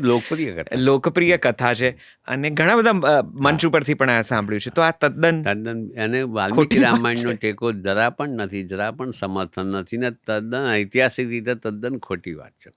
પ્રચેતસ જે મોટા સૌથી મહાન ઋષિઓમાંના એક ઋષિ પ્રચેતસ છે અને એનો પુત્ર છે આ પ્રાચેતસ. એ પોતે અંદર વાલ્મીકી રામાયણમાં પોતાનો ઉલ્લેખ પ્રાચેતસ તરીકે કરે છે. તમે વાલ્મીકી રામાયણની જે શાહિરી છે એને કેવી રીતે ખોટી ઠરાવી શકો? દંતકથાઓ, આમાં પ્રશ્ન શું છે, આપણો દેશ એટલો વિશાળ છે, એટલો પ્રાચીન છે, એટલો બધા હજારો વર્ષોનો ઇતિહાસ, એટલે કઈ રીતે આ કથા વિકસી એનો હજુ વિદ્વાનો કોઈ ઉકેલ લાવી શક્યા નથી. એ વાત તમારી સાચી છે કે આ કથા, આવી દંતકથા કઈ રીતે વિકસી? કારણ કે આખી વાલ્મીકી નામની જાતિ પણ ઊભી થઈ છે. એ લગભગ મને લાગે છે 80 જાતિ ગણાય છે કદાચ. તો એ આખું એમનું નામ વાલ્મીકી કેવી રીતે મળ્યું અને કેવી રીતે આ બધું થયું, એની પછી કેટલી કથાઓ છે. એટલે એ બધું શું છે કે એટલો મોટો દેશ છે ને કે it is difficult to trace. એનું પગેરું શોધવું બહુ જ અઘરું છે. તો આપ ફરીથી એક વખત અમને જણાવો, વાલ્મીકી કોણ હતા અને એમને રામાયણ લખવાની પ્રેરણા, ઈચ્છા કેવી રીતે થઈ? પ્રયોજન શું હતું રામાયણ લખવાનું? વાલ્મીકીને રામના સમકાલીન પણ કહેવામાં આવે છે, ગણવામાં આવે છે. અને જ્યાં સુધી મારું જ્ઞાન છે ત્યાં સુધી તેમણે લવકુશને આ કથા સંભળાવીને, લવકુશે રામને કથા સંભળાવતા આખી રામાયણ, એટલે આમ વર્તમાનમાં હું તમને સંભળાવું છું પણ કદાચ વાત હું ભૂતકાળની કરું છું અને એ રીતે આખું રામાયણ રચાયું છે મારા જે સીમિત જ્ઞાન છે એના પ્રમાણે, જો હું ભૂલ ન કરતો હોઉં તો. સરસ વાત છે. તો મને આપ સમજાવો કે વાલ્મીકીજી કોણ હતા, તેમને રામાયણ લખવાનું પ્રયોજન સાથે સાંપડ્યું ઈચ્છા શું રહી અને હેતુ શું? બરાબર. એટલે જો મેં હમણાં કહ્યું તે પ્રમાણે વાલ્મીકી તો એક ઋષિ છે, એકદમ પ્રચેતસના પુત્ર છે, અને એટલે પ્રાચેતસ છે. વાલ્મીકી, તમે કહ્યું તે પ્રમાણે વાલ્મીકી રામાયણ પ્રમાણે રામના સમકાલીન છે, રામના જ્યેષ્ઠ સમકાલીન છે, મોટી ઉંમરના સમકાલીન છે. સીતાનો ત્યાગ રામે કર્યો અને સીતા જ્યાં રહે છે એ વાલ્મીકી મુનિનો આશ્રમ છે. લક્ષ્મણે સીતાને છોડ્યા ત્યાં એ વાલ્મીકી મુનિનો જ આશ્રમ હતો. ત્યાં સીતાને એમણે લક્ષ્મણે કહ્યું કે અહીંથી હું તમને છોડીને જાઉં છું. એ બધું ઉત્તરકાંડમાં આવે છે. એટલે વાલ્મીકી સમકાલીન હતા. પછી વાલ્મીકી મુનિના આશ્રમમાં સીતા રહ્યા. સીતા ગર્ભવતી છે. સીતાએ ત્યાં જોડિયા બાળકોને જન્મ આપ્યો. સીતાએ પોતે જ એકલી સ્ત્રી મહિલા તરીકે એમણે એને ઉછેર કર્યો બંને બાળકોનો. વાલ્મીકીએ બંને બાળકોને શિક્ષિત કર્યા, ભણાવ્યા. પછી અશ્વમેધ યજ્ઞ થાય છે. એ બધી વાતો આપણા શ્રોતાઓ પણ જાણે છે. પછી શું છે, વાલ્મીકી સાથે સાથે આ જે બન્યું છે રામના જીવનમાં એના વિશેનું પોતે કાવ્ય લખી રહ્યા છે. એટલે એ દાખલા તરીકે તમે પહેલાં એક એ વાત પણ આપણે કરી લઈએ કે કઈ રીતે વાલ્મીકી રામાયણ ઉત્પન્ન થયું. તો એમાં પણ વાલ્મીકીનો રોલ છે. વાલ્મીકીએ એક દિવસ પોતાના શિષ્ય સાથે તમસા નદીને કાંઠે ફરી રહેલા અને ત્યાં ક્રૌંચવધ થયો. ક્રૌંચવધ કામયુગલ, બંને યુગલ હતું. કામ ક્રીડામાં રથ હતું. એમાંથી એક શિકારીએ એકનો વધ કર્યો. એટલે પેલી ક્રૌંચી ખૂબ વિલાપ કરવા લાગી. વાલ્મીકીએ જોયું એમના મુખમાંથી, મા નિષાદ પ્રતિષ્ઠામ ત્વમ અગમઃ શાશ્વતી સમાહ યત ક્રૌંચ મિથુનાદેકમ અવધિ કામમોહિતમ.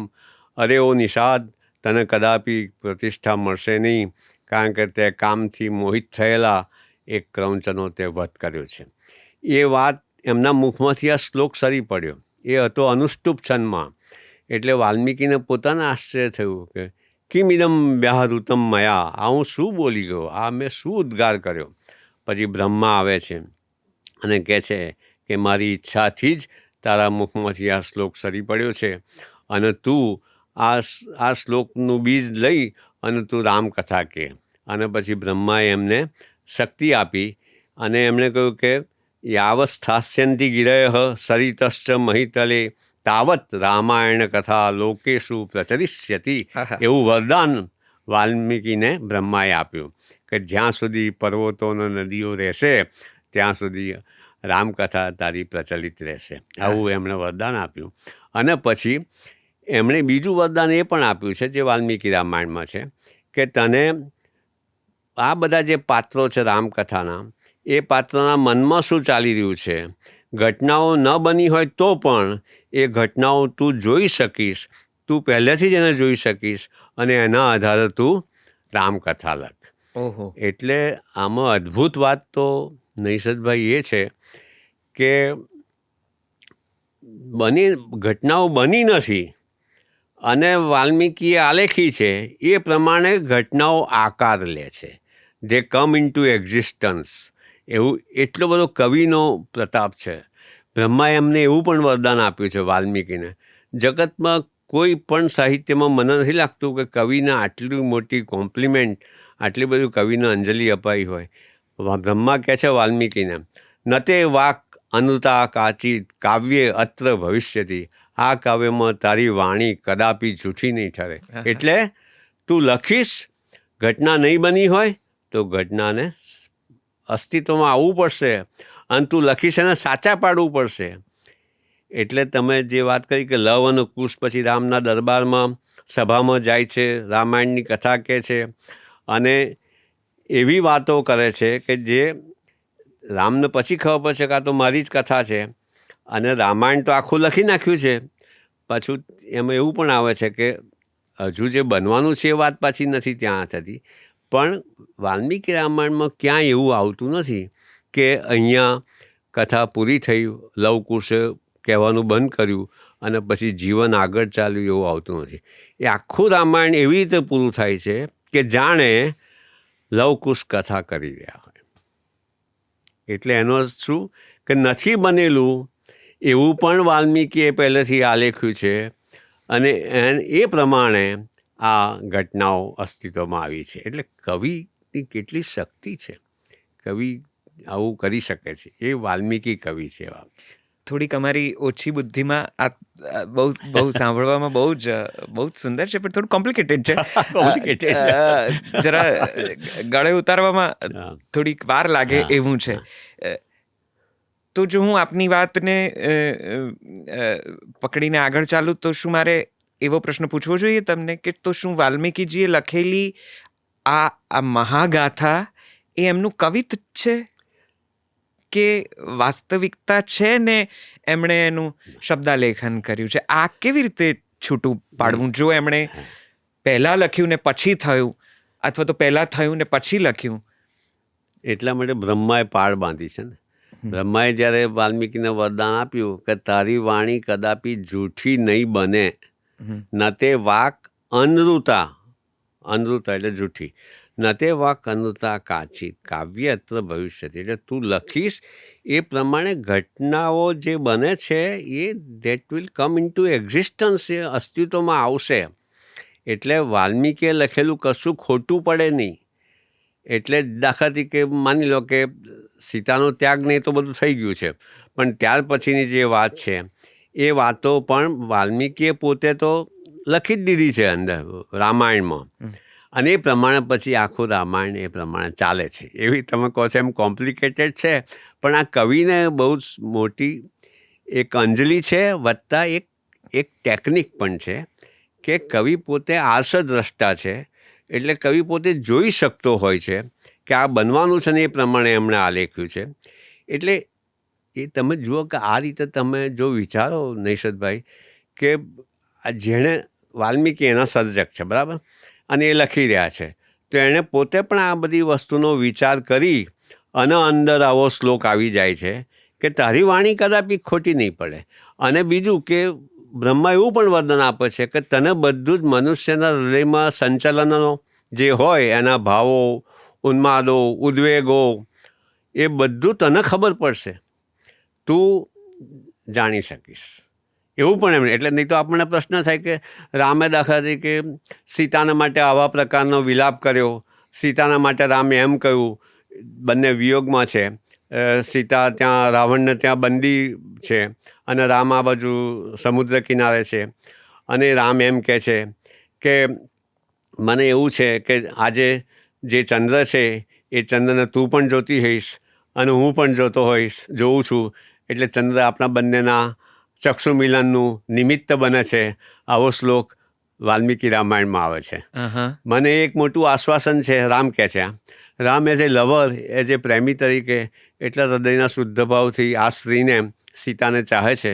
એટલે એમ પણ કહે છે કે મને એમ ખાતરી છે હું આજે ટકી શક્યો છું, એનું કારણ શું છે કે મને એમ છે કે આ પૃથ્વી પર તું પણ ક્યાંક અત્યારે છે, અને એટલા માટે હું ટક્યો છું. જેમ એક ખેતરની સાથે બીજું ખેતર હોય, એક ખેતરને પાણી અપાતું હોય, પીવડાવાતું હોય, બીજું ખેતર સૂકું હોય, પણ પેલા ખેતરનું જે પાણી પીવડાવાતું હોય એનો ભેજ પેલાના પાકને ટકાવી દે છે, એમ મને ટકાવે છે. આવું તો એમણે એટલું રામાયણ, એ તો આખો એક જુદો રામ અને સીતાનો પ્રણય અને રામ સીતાનું દાંપત્ય જીવન, એ આખો એક વ્યાખ્યાનનો વિષય બની શકે એવું છે. એટલું અદ્ભુત એ લોકોનું પ્રેમનું નિરૂપણ વાલ્મીકીએ કર્યું છે. વાલ્મીકી આવું તો કેટલું અંદર એમ રસડતી કલમે, સહેલાઈથી, સરળતાથી, બીજા કવિઓને ઘણું બધું શ્રમ ઉઠાવવો પડે ત્યારે આવું આલેખન કરી શકે. વાલ્મીકીની રસડતી કલમે આવા અસંખ્ય શ્લોકો વાલ્મીકી રામાયણમાં જ્યાં ને ત્યાં પથરાયેલા છે. અને યુ કાન્ટ ઇમેજિન ક્યારે કયો પ્રસંગ આવશે વાલ્મીકી રામાયણમાં, વાલ્મીકી ક્યારે શું આલેખશે. આ મેં તમને હમણાં કહ્યું તે પ્રસંગ, એક બાજુ યુદ્ધની તૈયારીઓ ચાલે છે, સૈન્ય બધું ગોઠવાઈ રહ્યું છે, અને આ પ્રસંગ આવે છે. તો પંડ્યા સાહેબ, થોડું હજી મને છૂટું પાડી આપો, કારણ કે તમે જેટલું કહેતા જાઓ છો એટલું આમ મને ગળે ઉતરતું જાય છે, અને આમ થોડા પ્રશ્નો પણ સામે થતા જાય છે. તો વાલ્મીકીજીએ રામાયણ લખ્યું ત્યારે રામની કથા કે સીતાને લઈને તેમનું અયોધ્યામાં પુનરાગમન થઈ ચૂક્યું હતું? આ બીજો સરસ પ્રશ્ન છે તમારો. આ બીજો એંગલ છે. જુઓ, આવા બીજી એંગલથી વાત કરું છું. આ એવી મહાન કૃતિ છે નૈષદભાઈ કે કોઈ એક અર્થઘટનમાં પકડાય એવી નથી. આ મેં તમને જે આગળ કહ્યું હમણાં કે વાલ્મીકી પહેલેથી બધું જોયું છે, આમ એમાં શું છે, ભવભૂતિ પછી એક અમારા કવિ આવી ગયો સંસ્કૃતમાં. એણે ભવભૂતિ એમ કહ્યું કે ભાઈ બે પ્રકારના ઋષિઓ હોય છે. એમાં ઋષિમાં એક જે ઋષિ હોય છે એ ઋષિ એવો છે કે જે જેવું હોય એવું લખે છે. ભવભૂતિજી એટલે ઉત્તર રામચરિત ઉત્તરામ જેમણે ચૈતવાળા, લખ્યું એ. હા હા હા. તો એ ભવભૂતિ એવું કહે છે કે એક કવિ એવો છે, એક ઋષિ એવા છે કે જે બન્યું છે એનું યથાતથ નિરૂપણ કરી શકે છે. તો એ પણ વાંધો નથી, એ પણ મોટું કામ છે. યથાતથ નિરૂપણ કરવું, મોટાભાગના કવિઓ જે બન્યું હોય છે એનું યથાતથ નિરૂપણ કરીને જ એમની એમ જ સાર્થકતા આવી જાય છે, ચરિતાર્થતા થઈ જાય છે. પણ બીજા એવા છે, ઋષિણામ પુનરાદ્યાનામ વાચમ અર્થોનું ધાવતી, એ ભવભૂતિ બ્રહ્માએ જે કહ્યું એનો પડઘો પાડે છે કે જે આદ્ય ઋષિઓ છે, એક લૌકિક ઋષિ છે કે જે યથાતથ નિરૂપણ કરે છે. ઋષિ એટલે કવિ, અહીંયા એ અર્થમાં સમજવાનું. અને બીજો આદ્ય ઋષિ છે એ શું છે કે ઋષિણામ પુનરાદ્યાનામ વાચમ અર્થ અનુધાવતી. અર્થ એટલે અહીંયા અર્થ તો ખરો જ, જે પ્રચલિત અર્થ છે. અર્થ એટલે ઘટના, અર્થ એટલે ઘટના, પ્રસંગો. તે પ્રસંગો આદ્ય ઋષિની વાણીને અનુસરે છે. એવું ભવભૂતિએ જે મારા મત પ્રમાણે, આવું કોઈએ પરંપરામાં કહ્યું નથી પણ આ જ છે અર્થ, આઈ એમ વેરી શ્યોર. મારા મત પ્રમાણે બ્રહ્માએ જે વાલ્મીકીને વરદાન આપ્યું, ન તે વાક અનૃતા કાચિત કાવ્ય અત્ર ભવિષ્યતિ, એનું અર્થઘટન ભવભૂતિ કરી રહ્યા છે. કે તારી વાણી ખોટી નહીં પડે. એટલે ભવભૂતિ કહે છે કે ભાઈ સંસારમાં બે પ્રકારના કવિઓ છે. લૌકિક ઋષિ હોય છે અને બીજો આદ્ય ઋષિ હોય છે. લૌકિક ઋષિ છે બરાબર યથાતથ નિરૂપણ કરે, એમાં એની ચરિતાર્થતા પૂરી થઈ જાય, બરાબર છે, એને પણ સલામ છે આપણી, એને પણ પ્રણામ છે. પણ આદ્ય ઋષિ છે તો કેવો છે, વાચમ અર્થ અનુધાવતી, કે વાણીને અર્થ દોડે એની પાછળ કરે. ભાઈ ચલો આને તો કહી નાખ્યું, હવે આપણે we will have to come into existence, આપણે તો આના અસ્તિત્વમાં આવી જવું પડશે. આણે કહ્યું એટલે એવો આદ્ય ઋષિ છે. એટલે વાલ્મીકી એવા આદ્ય ઋષિ હતા. આ એક અર્થઘટન થયું જી, જે અત્યાર સુધી મેં આપને કહ્યું.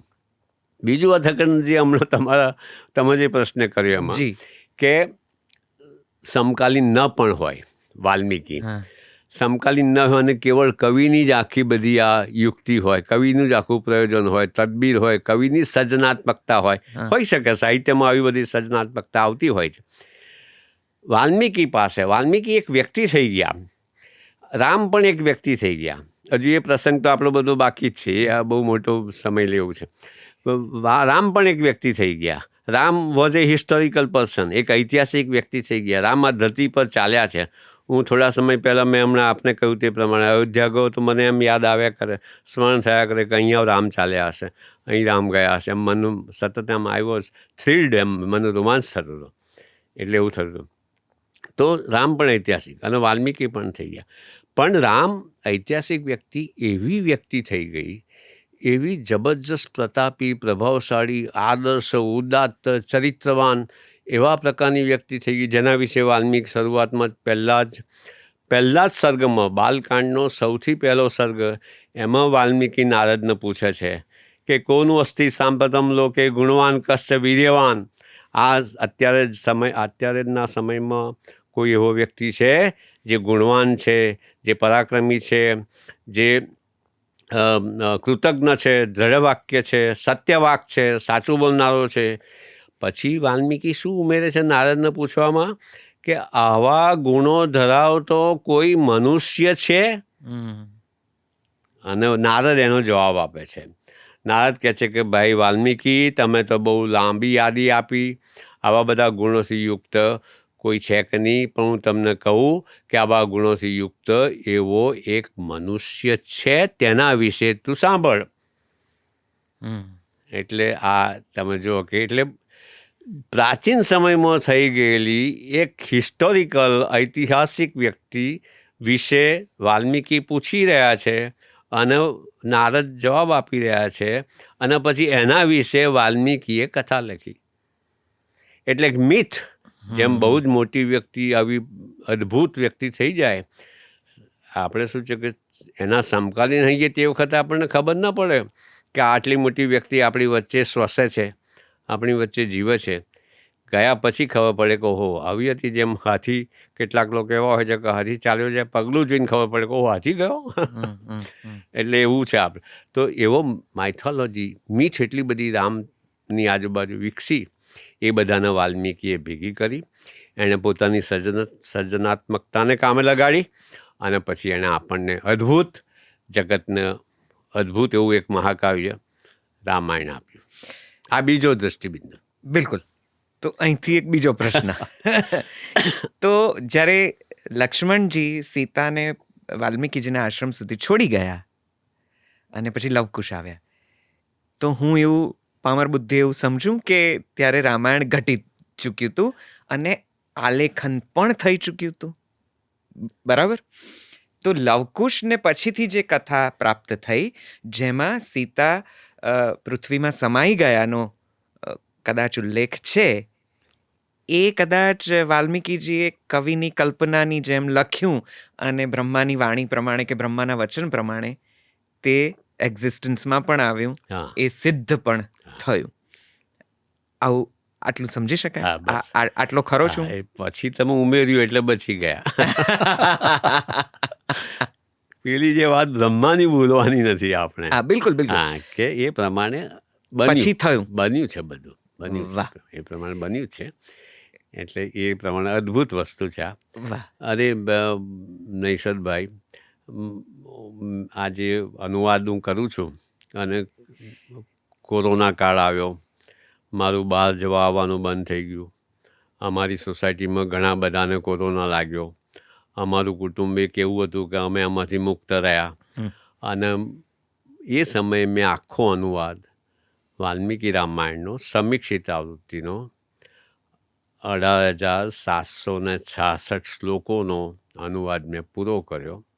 અને હવે એના પર જે કામ કરેલું, કોરોના મોટો વિકરાળ મહામારી હતી, પણ એનું ક્યાંક આવું સ્વરૂપ પણ સૌમ્ય, કલ્યાણકારી એવું સ્વરૂપ પણ કદાચ મળે. તો મને આપ એ કહો કે જે આપે અનુવાદના જે પુસ્તકો કર્યા છે, એની સાથે સાથે વર્ષોથી જે માર્કેટમાં ઉપલબ્ધ જે પુસ્તકો છે, એ ચાહે ગીતા પ્રેસ ગોરખપુરના હોય કે બીજા ઘણા બધા અધિકૃત જેને લોકો ફોલો કરે છે અને વાંચે છે ને એમ ગણે છે કે આનાથી બીજું વધુ કાંઈ નથી, તો એ પણ એટલા જ સાચા કે આ પુસ્તકો જે તમે આપ્યા છે ગુજરાતીમાં પર્ટિક્યુલરલી જે અનુવાદો છે ક્રિટિકલ એડિશનના, એ વધુ સાચા? એમાં શું છે, અત્યારે બે મત છે કે કેટલાક લોકો સમીક્ષિત આવૃત્તિને મહત્વ નથી આપવા માંગતા. કેટલાક લોકોને સમીક્ષિત આવૃત્તિમાં કેટલુંક છૂટી જાય, દાખલા તરીકે જાનામી કેવી રીતે કેટલાકને ગમે નહીં. મારા જેવા જે એકદમ કવિતા પ્રેમી હોય, સાહિત્ય પ્રેમી હોય, એને પણ આ શ્લોક ચાલ્યો જાય એ થોડું મનમાં તો નરું છે. પણ સત્ય માટે આપણે એ સમીક્ષિત આવૃત્તિના જે વિદ્વાન સંપાદકો છે એમના અભિપ્રાયને આપણે માન્ય રાખવો પડે. એટલે એ રીતે હું માન્ય રાખું છું. પછી કેટલીક વસ્તુ શું છે, દાખલા તરીકે ઘણી બધી આપણે અત્યારે કોન્ટ્રોવર્સી રામાયણ વિશે સૌથી વધુમાં વધુ વિવાદો ઊભા થાય છે.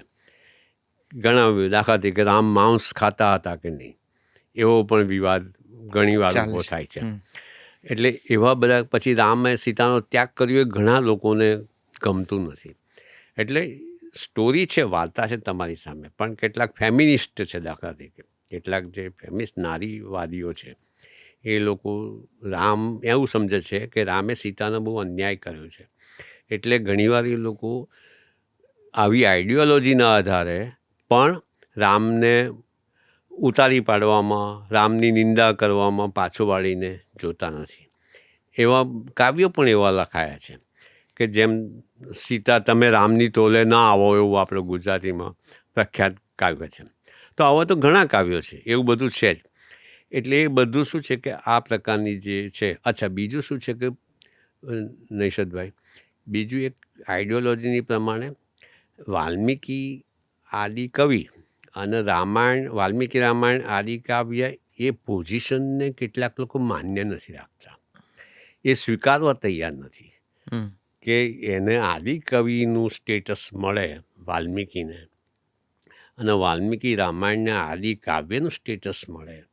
એ કેટલાક જે લોકો છે એ લોકોને માન્ય નથી. એટલે એ લોકો એની સામે શું કરે છે કે એની સામે ફોક લિટરેચર મૂકે છે કે લોકગીતોમાં આવું છે, લોક સાહિત્યમાં આવું છે એમ. એવી રીતે કરીને વાલ્મીકી રામાયણની જે મહત્તા છે એ મહત્તાને ડાયલ્યુટ કરવાનો, એ મહત્તાને, એ ગૌરવનો ઓછું કરવાનો પ્રયત્ન પણ કરી રહ્યા. હું મારા જાહેર વ્યાખ્યાનોમાં આવું બધું ઘણીવાર કહેતો હોઉં છું અને મને ખબર છે કે જે આઈડિયોલોજી ધરાવે છે એ લોકો સાથે હું લડાઈ વોરી લઉં છું. મારું એની સામે પછી એ છે, પણ છતાં હું કરું છું. કારણ કે મારું એમને કહેવાનો ઉત્તર એ છે કે લોક સાહિત્ય બરાબર છે. લોક સાહિત્ય લોકોના ચિત્તમાંથી સ્વયંભૂ સ્ફૂર્ત ઉત્પન્ન થયેલું સાહિત્ય છે, સરસ છે, મારા એમને પ્રણામ છે. પણ સૌથી પ્રાચીનમાં પ્રાચીન વાલ્મીકી રામાયણથી પ્રાચીન કશું નથી. એટલે લોક સાહિત્ય પ્રાચીન એનાથી પ્રાચીન નથી. વાલ્મીકી રામાયણની રામકથા આવી, એ લોકમાં ગઈ, અને પછી એવું બને કે લોકનું સાહિત્ય પાછું રામાયણમાં આવ્યું, એવું પણ બની શકે. એવું આદાન પ્રદાન થતું રહ્યું છે. પણ તમારી પાસે અત્યારે હું એકેડેમિશિયનની રીતે વાત કરું છું કે તમારી પાસે એવું કોઈ પ્રમાણ નથી કે જે તમને વાલ્મીકી રામાયણથી પહેલાંનું આ છે એવું તમે સિદ્ધ કરી શકો. અમે સંસ્કૃતવાળાઓ અમે તો સિદ્ધ કરીએ જ છે કે વાલ્મીકી રામાયણની જે સંસ્કૃત ભાષા છે, ઈસવીસન પૂર્વે 800માં તો આ રામાયણ અસ્તિત્વમાં આવી ગયું છે. ઈસવીસન પૂર્વે 800માં એટલે 3000 વર્ષ પહેલાં અત્યારે આપણે જે રામકથા જાણીએ છીએ એ રામકથા અસ્તિત્વમાં આવી ગઈ છે. એની પહેલાં વાલ્મીકી નામની કોઈ વ્યક્તિએ રામ નામના કોઈ ઐતિહાસિક થઈ ગયેલા વ્યક્તિ વિશે એની આસપાસ વિચારાયેલી બધી બધી દંતકથાઓ, પુરાકથાઓ એ બધાને એકત્ર કરીને એણે વાલ્મીકી રામાયણ આપણને આપ્યું. એના કેટલા વર્ષો થયા હશે? there is no power on the earth who can tell. વેદમાં આનો ઉલ્લેખ નથી. એટલે વેદ પછીનું છે રામાયણ એટલું નક્કી છે. વેદનો સમય હવે કેટલો ગણવો એ પણ વિદ્વાનોમાં મતભેદ છે. ઈસવીસન પૂર્વે 5000થી માંડીને ઈસવીસન પૂર્વે 25000 વર્ષ સુધીનો પણ કહેનારા વિદ્વાનો છે. એટલે ઈસવીસન પૂર્વે 5000થી 25000 વર્ષમાં તો રામકથા છે નહીં. ઈસવીસન પૂર્વે 5000 પછી આવી હોય. મહાભારત એની પછીનું છે. રામાયણ પછી મહાભારત આવે છે. બરાબર છે. મહાભારતમાં રામાયણનો ઉલ્લેખ છે, રામાયણમાં મહાભારતનો ક્યાંય ઉલ્લેખ નથી. બરાબર છે. એટલે એ રીતે તમે એ કેટલા વર્ષો લીધા, કેટલા હજાર વર્ષ લીધા, એ કોઈ કહી શકે એમ નથી. એની પહેલાંનું તમે અમને આપો લોકકથાનું. એટલે આવા લોકો દ્વેષથી સાહેબ આવી રીતે રામકથાને વાલ્મીકીને સ્થાન નહીં આપવા માટે આવું કરે છે. આપે કેટલાક પ્રસંગોનો ઉલ્લેખ કર્યો અને કેટલીક વાત કરી, એટલે હું પ્રયત્ન કરું છું કે હું જેટલી મારી જ્ઞાન છે આની સાથે એને કંઈક સાંકળી શકું. વાલ્મીકી રામાયણના આપના પુસ્તકોનો જે થોડો ઘણો અભ્યાસ કર્યો એ પ્રમાણે એક લક્ષ્મણ રેખાનો પ્રસંગ નથી, પણ સીતાએ લક્ષ્મણને ઘણા કટુ વચનો કીધા અને એ રીતે રામની પાછળ જવા માટે એમને પ્રેર્યા, મરીચના સુવર્ણમૃગની બૂમ સાંભળીને. એ કટુ વચનોનો તો ઘણો ઉલ્લેખ છે, જેમાં સીતાએ ઘણા જ કટુ વચનો કીધા છે, જ્યાં કોઈ પણ પુરુષ કદાચ તકલીફમાં મુકાઈ શકે. આ એક પ્રસંગ. બીજો પ્રસંગ, જ્યારે રાવણને ત્યાંથી સીતા પાછી આવે છે ત્યારે પણ પ્રભુ શ્રી રામે અગ્નિ પરીક્ષા તો લીધી કે આપની શુદ્ધતા આપ પુરવાર કરો. અને ત્રીજો પ્રસંગ, જ્યારે લંકામાં રાવણના વધ પછી પાછા અયોધ્યા પરત ફર્યા, થોડો સમય રાજ કર્યું, રાજ્યાભિષેક થયો અને થોડો સમય પછી પાછો સીતાનો ત્યાગ કર્યો લોકોની વાત સાંભળી. બહુ સરસ. વાલ્મીકી રામાયણમાં આ બધું છે. આ સંદર્ભ મને જરા સમજાવો. વાલ્મીકીજીએ રામને, અને એ પણ એક સમાંતર એ વાત એ છે કે રામ પોતે નથી સ્વીકારતા કે હું ભગવાનનો અંશ છું. મહાભારતમાં કૃષ્ણ બહુ જુદી રીતે મુખર થઈને ક્યાંક કહે છે કે હું જે કહું છું બરાબર. એમાં બધું આવી ગયું એમ. રામ ક્યાં એ વાત ક્યાં નથી નથી. કરતા. એ તો ઇનફેક્ટ ઋષિ વિશ્વામિત્ર કે અગસ્ત્યને પૂછે છે કે હું કોણ છું, મને હા, સમજાવો. હા, વાહ. બધા કહે છે કે હું વિષ્ણુનો હા, હા, અંશ હા. છું. આવી સરસ. કંઈક વાત છે. બહુ સરસ. તો રામ એક રીતે પાછા આખી કથાના મુખ્ય નાયક તરીકે લગભગ ભગવાન તરીકે પૂજાય છે. બીજી બાજુ એમનું વર્તન વર્તાવ હા. આ મનુષ્યની મતિગતિ પ્રમાણેનું પણ જ છે. બરાબર. તો વાલ્મીકીજીએ એટલે આવું કોન્ટ્રાડિક્શન જાણી જોઈને લખ્યું છે. ના એટલે અને સ્ત્રીનો ત્યાગના જે 2-3 સંદર્ભો આવે છે, હા. એની પાછળનું શું પ્રયોજન એટલે હશે? આમાં જુઓ, મુખ્ય વાત એ છે કે આ કાવ્ય કૃતિ છે, સાહિત્ય કૃતિ છે આ. એટલે એ વાતને ધ્યાનમાં રાખીએ તો દાખલા તરીકે રામ સીતાનો ત્યાગ કરે છે, એટલે પહેલાં તો શંકા કરે છે, અગ્નિ પરીક્ષા થાય છે. અગ્નિ પરીક્ષામાં બધા દેવો આવે છે. દેવો પણ કહે છે કે રામ તમે શું આ કરો છો, જે તમે હમણાં ઉદ્ધૃત કર્યો એ પ્રસંગ. એમાં રામ કહે છે કે હું દશરથનો પુત્ર રામ છું, હું મનુષ્ય રામ છું, એમ એવું એમણે રામે પોતે કહ્યું છે. એટલે એ છે. અને મનુષ્ય તરીકે અને બીજું વસ્તુ એ ધ્યાનમાં રાખવાની કાવ્યકૃતિ છે એટલા માટે કે રામ સીતાને ખૂબ ચાહે છે. સાથે સાથે આ મારું થોડુંક આવું માનવું છે કે સાથે સાથે એક પુરુષ છે અને મનુષ્ય છે. પહેલી વાત તમે ધ્યાનમાં રાખજો. સીતાએ કટુવચન કહે એની વાત આપણે થોડી વાર પછી કરીએ. તો એ મનુષ્ય છે એટલે સીતાને ખૂબ ચાહે છે. સાથે સાથે સીતા દુશ્મનને ત્યાં 10 મહિના રહ્યા છે સીતા, એટલે એના મનમાં, પુરુષના મનમાં પણ મે બી કંઈક શંકા હોય. વાલ્મીકી આવું સ્પષ્ટ શબ્દોમાં કહ્યું નથી, પણ ડોન્ટ ફર્ગેટ કે વાલ્મીકી એક મોટા કવિ છે. મનુષ્ય સ્વભાવના, હૃદયના સંચલનોને જાણનારા, પીછાણનારા, એને અભિવ્યક્ત કરનારા બહુ જ મોટા સર્જક છે. એટલે વાલ્મીકી કદાચ આ પાસા ઉપર પણ આંગળી મૂકતા હોય. હું તમને અંગત વાત કરું નૈષદભાઈ, તો આ જે પ્રસંગ છે, યુદ્ધભૂમિમાં જે પ્રસંગ થાય છે, એ પ્રસંગ હું જાહેરમાં વર્ણન નથી કરી શકતો. હું મારી જાતને સ્વસ્થ નથી રાખી શકતો, કારણ કે તે વખતે રામ એટલા કટુ વચનો એમણે સીતાને કહ્યા છે કે મારાથી પણ એ અભિવ્યક્ત નથી થઈ શકતું. એટલું પણ એ હું જો એવું ન કરી શકતો હોઉં તો એ વાલ્મીકીના કવિત્વનો વિજય છે, કવિતાનો વિજય છે. કવિતામાંથી આ એટલું અદ્ભુત કાવ્ય છે કે ધર્મશાસ્ત્રીઓ, પછી તો મોટો વૈષ્ણવ ધર્મ પ્રસારિત થયો, રામ મોટા દેવ થયા, પણ એની પાછળ કવિતાનું મોટું બળ છે.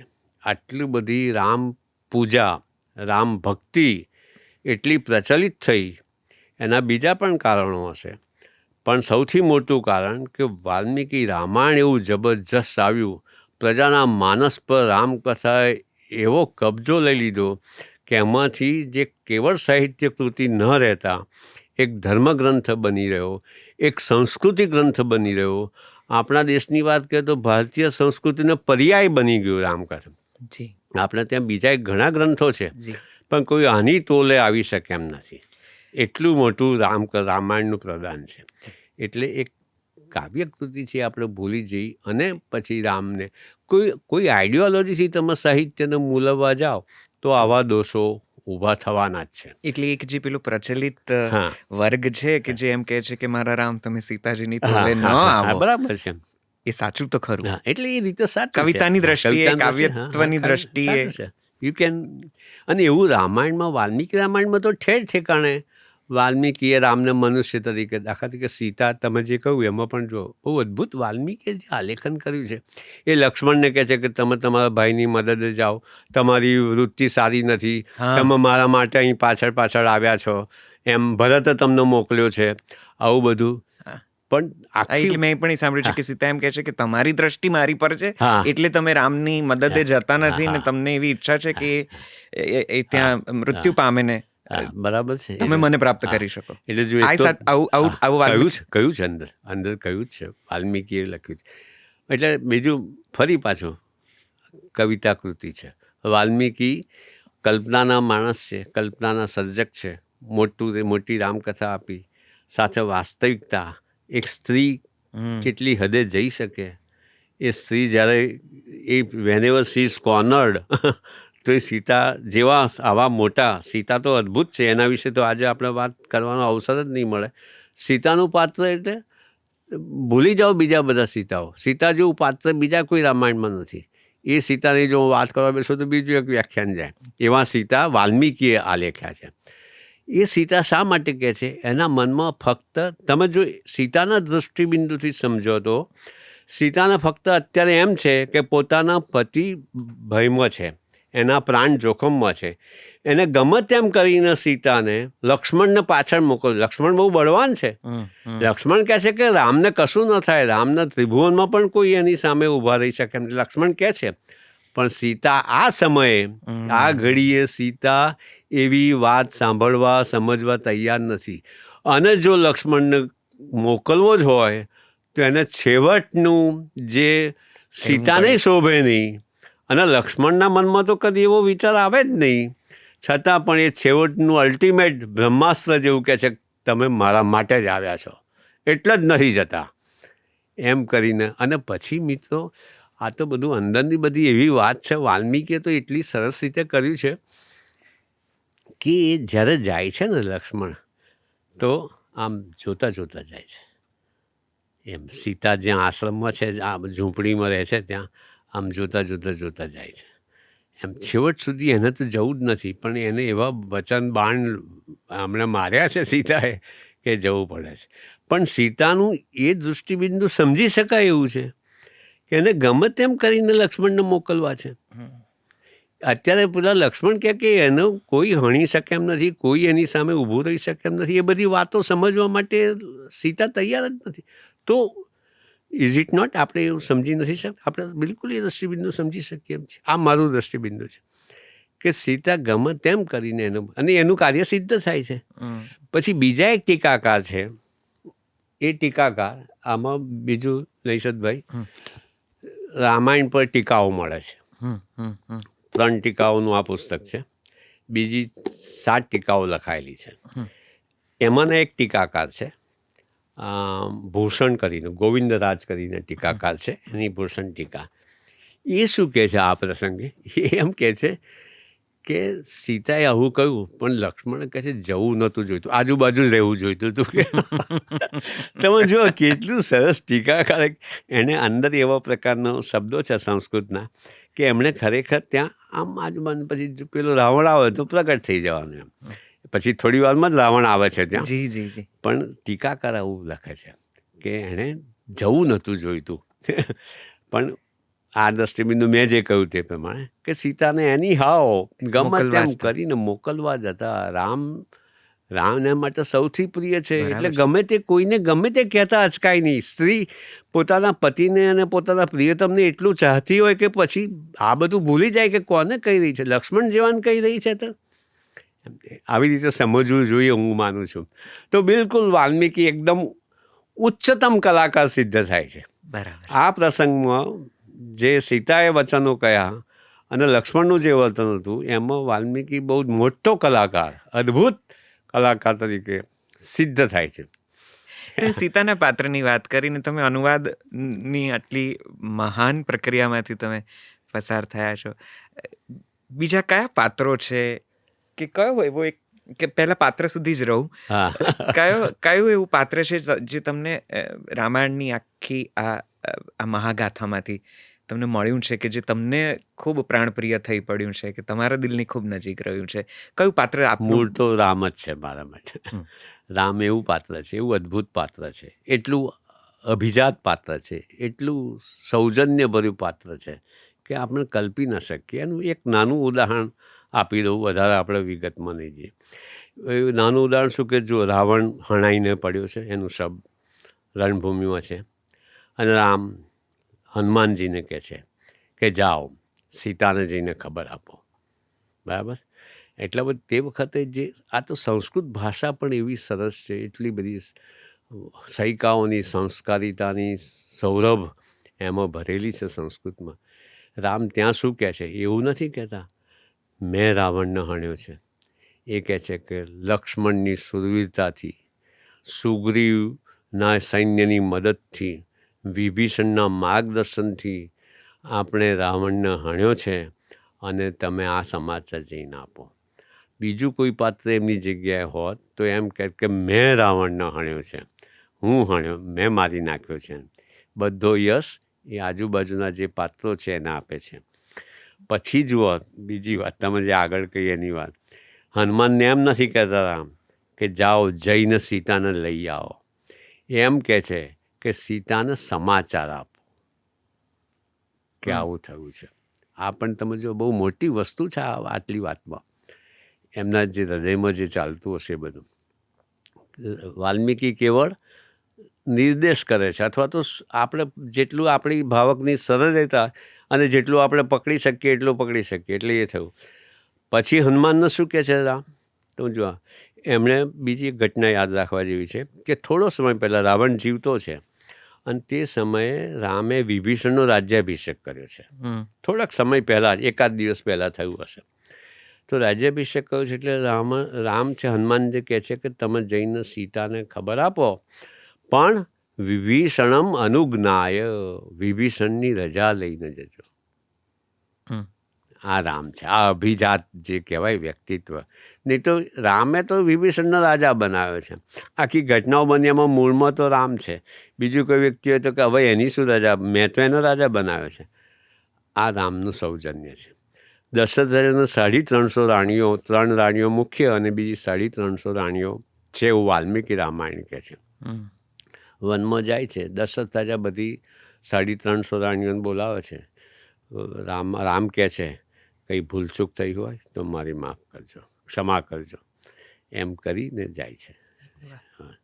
આવું ત્યાં કેટલાય પ્રસંગો છે કે જેમાં રામનું આવું વ્યક્તિત્વ, અને રાજ્ય મળવાનું છે અને કોણ એક આંખનો પલકારો માર્યા સિવાય એ રાજ્યનો ત્યાગ કરે, એ જેવું તેવું ચરિત્ર નથી.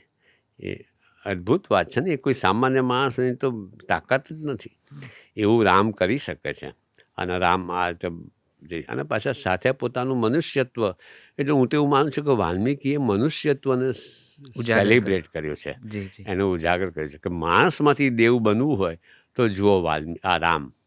એમણે કદાચ બહુ મોટી વાત છે. વનગમન વખતે પણ દશરથને કહે છે કે હું પિતાના વચનનું સત્યત્વ સાબિત કરવા માટે જઈ રહ્યો છે. કોઈ કહે છે કે તમે દશરથને પકડી લો, લક્ષ્મણ ખાસ તો કહે છે તમે એટલા બળશાળી છો કે આનો વિરોધ કરો, અને કે ના તો પછી પિતાના વચનનું સત્ય નહીં રહે, એટલે મારે જવાનું છે. કોઈ એવો ખાસ પ્રસંગ જે આપની આ કથામાંથી આપને મળ્યો હોય ને આપની ખૂબ નજીક રહ્યો હોય, કદાચ કંઈક જીવનમાં કોઈ જેણે સહેજ ફેરફાર આવ્યો હોય? વન છોડીને જાય છે ને, એ બહુ અદ્ભુત પ્રસંગ લાગે. એ સહેલી વાત નથી.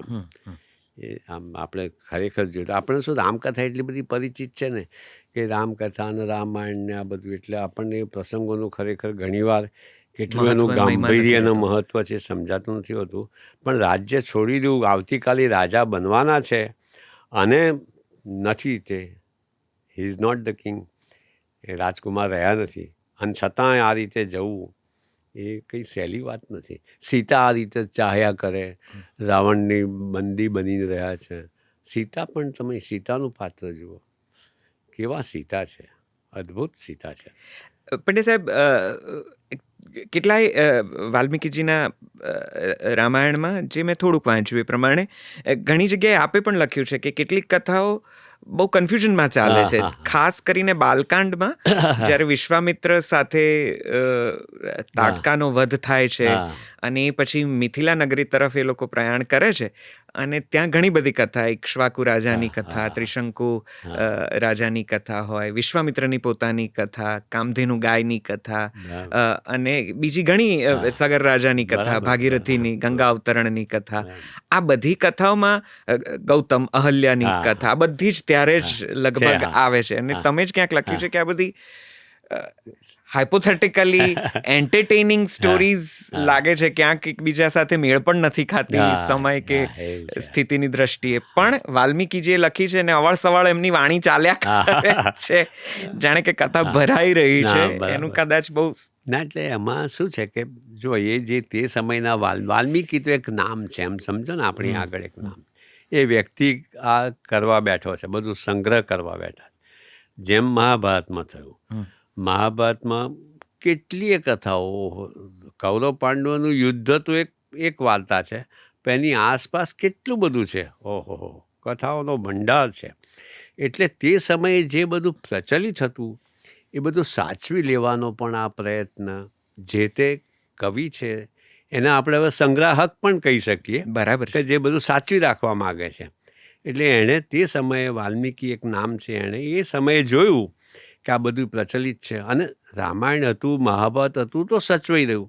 જો વેરવિખેર હોત, છૂટું હોત, મહાભારત જળવાઈ રહ્યું, રામાયણ જળવાઈ રહ્યું, તો એ બધી કથાઓ સચવાઈ રહી. એવું સંસ્કૃત સાહિત્યની આ પ્રક્રિયા જ છે. સંસ્કૃત સાહિત્યમાં આજે એટલું બધું નાશ પામ્યું છે. ભાગ્ય જે કદાચ એમ કહેવાય કે 1/3 ભાગ રહ્યો હશે, બાકીનો 2/3 ભાગ તો નાશ પામ્યો છે. કેટલોક વિધર્મીઓએ નાશ કર્યો છે, કેટલાકે બાળી નાખ્યું છે. હસ્તપ્રતો આપણી કેટલીક આબોહવાના લીધે, પ્રકૃતિના લીધે નાશ પામ્યું છે. બધું છતાં પણ જે રહ્યું છે એ પણ એટલું બધું વિશાળ છે. પણ જો આવા જે વ્યાસ છે કે વાલ્મીકી છે, એમનો જો આવો વ્યૂ પોઈન્ટ ન હોત ને, તો આ બધી કથાઓ, અહલ્યાની કથા કે બધી છેવટે પછી આમાંથી પુરાણોમાં કથા આવે છે. એટલે સાચવી રાખવાની પણ એક આપણે ત્યાં વૃત્તિ છે. અને એમાં પાછળ મુખ્ય કારણ કદાચ જ્ઞાનનું પણ હોઈ શકે. મને એમ લાગે છે કે આપણા પૂર્વજો જેટલા જ્ઞાનની અભિપ્સા ધરાવનારા હતા, એટલે બહુ ઓછી પ્રજા હોઈ શકે એવું મને લાગે. અને તમારા અનુવાદમાં જ એક સરસ શરૂઆતની ટિપ્પણી છે, અને એમાં કોઈ એક વિવેચક કે જેણે બાલકાંડની આ કથાઓનો જે ખેર કંઈ બહુ બેઝ બનતો નથી, એમાં એવું લખ્યું છે, એમનું નામ ભૂલી ગયો છું, કે મૂળે તો આ મનુષ્યના એન્ટરટેનિંગ તો છે જ છે, પણ મનુષ્યની જે મૂળભૂત વૃત્તિઓ હોય એના મહત્વને સાબિત કરતી, ઉજાગર કરતી કથાઓ છે. ચાહે ગૌતમ ઋષિ અને અહલ્યા અને ઇન્દ્રનો પ્રસંગ હોય, કે સગર રાજાને ત્યાં આ કથા હોય, કે જે પણ જે મનુષ્યની મૂળ જે મૂળભૂત જાતીય વૃત્તિઓ છે એની તરફ પણ એક સહેજ અંગુલી નિર્દેશ છે કે એ પણ ઘણી પ્રાકૃતિક છે. અને આટલા બધા પ્રાચીન સમયમાં મનુષ્યો વધારે આદિમ પણ હતા, આદિમ વૃત્તિઓ પણ કદાચ વધારે હતી, અને એનું પણ આલેખન આમાં ઝીલાયું છે. એ પણ સાથે ઉદાત્તતા તો બતાવે જ છે કે રામ જેવા આદર્શ તમારી સામે મૂકે છે, પણ સાથે ઇન્દ્ર જેવો પણ છે. અહલ્યા અને ગૌતમ ઋષિનું પણ આવું બતાવે છે. બીજું પણ એવું કેટલુંક. એક કથા એવી છે, બ્રહ્મા ઋષિએ નદીમાં કે ક્યાંક ના હતા, 5-7 સુંદરીઓને જોઈને એમના મનમાં પણ વિકાર આવ્યો, અને પછી એ બધું એકદમ સ્વાભાવિક છે, એકદમ સ્વાભાવિક છે. એમાંથી જ આપણે આગળ આવવાનું છે. એવું પણ વાલ્મીકી અને વાલ્મીકી રામાયણ આડકતરો, સીધો નહીં તો આડકતરો પણ એવો બોધ આપે છે. અને સાચવી રાખવાની કેટલું બધું સાહિત્ય છે. મને એમ થાય છે દેશરથભાઈ, હું મૂળ તો વેદાંતનો વિદ્યાર્થી, ફિલોસોફી, એમાં શંકરાચાર્ય, એટલે આપણે ત્યાં વેદાંતના પણ બધા બહુ જ ફાંટાઓ છે. કેવલાદ્વૈત વેદાંત, વિશિષ્ટાદ્વૈત વેદાંત, દ્વૈતાદ્વૈત વેદાંત, દ્વૈત વેદાંત, શુદ્ધાદ્વૈત, વલ્લભાચાર્યનું શુદ્ધાદ્વૈત, આ બધાને એ સિવાય બીજા વેદાંત, એક શાખા પકડો ને, એક જીવન ઓછું પડે એટલું બધું દરેક શાખામાં વિકસેલું છે જ્ઞાન. વલ્લભાચાર્ય તો બહુ જ મોટા થઈ ગયા, પણ વિઠ્ઠલેશજી જે મહાપ્રભુ થયા, એ વિઠ્ઠલેશજી શું વિદ્વાન ને શું વિદ્વતા છે. આવું તો શંકરાચાર્ય જેવું તો કોઈ છે જ નહીં. શંકરાચાર્ય તો એવા થઈ ગયા અદ્ભુત. તો એમનું જે આખું કેવલાદ્વૈત વેદાંત, એટલે આપણે ત્યાં ભારતીય સંસ્કૃતિમાં મને મુખ્ય લક્ષણ તો એ છે કે જ્ઞાનની પીપાસા. કસ્મિન્નું ખલુ ભગવો વિજ્ઞાતે સર્વમિદં વિજ્ઞાતમ ભવતી. આવા ઉપનિષદનો પહેલો જ પ્રશ્ન હોય કે હે પ્રભુ, એક જાણ્યાથી શું બધું જણાઈ જાય એવું મને તમે કહો. એટલે એમને જાણવું છે, જ્ઞાન જોઈએ છે, જ્ઞાનની તરસ છે, પીપાસા છે.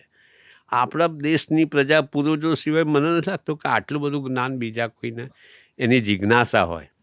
એમ એક જાણ્યાથી એમને બધું જાણવું છે. પંડિત સાહેબ, તો વાલ્મીકી રામાયણની સામે તુલસીદાસકૃત રામચરિતમાનસ ખાસું લોકપ્રિય હા. થયું, અતિશય અરે ગવાયું, જબરજસ્ત. કથાકારોએ ઝીલી લીધું, કથા સાંભળનારાઓએ ઝીલી લીધું, તેની ચોપાઈઓ, તેના અવતરણો, વાત વાતમાં પ્રસંગોપાત ક્યાંક ને ક્યાંક અરે સાંભળવા જબરજસ્ત. મળી જાય, કોટ્સ થાય એના. હા, તુલસીદાસકૃત રામચરિતમાનસનો એટલો મોટો પ્રભાવ હા, આ જબરજસ્ત. જનમાનસ પર સવાલ જ રહ્યો કે જબરજસ્ત. વાલ્મીકી રામાયણ સંપૂર્ણ ભૂલાઈ જ હા, ગયું. ભૂલાઈ વાલ્મીકી રામાયણ ગૌણ બની ગયું એની કથા. એટલે થોડા સંસ્કૃતવાળા હોય એને વળગી રહ્યા હોય, બાકી તો બાજુમાં ધકેલાઈ ગયું જી. એવું છે. અને તે સમય પણ એવો હતો. તો તુલસીદાસકૃત જે રામચરિતમાનસ છે એ આટલું બધું લોકપ્રિય કઈ રીતે? નહીં, એમાં શું, જો સમય પણ માણસ છે ને, સમયથી પણ માણસ મોટો થાય છે. જી.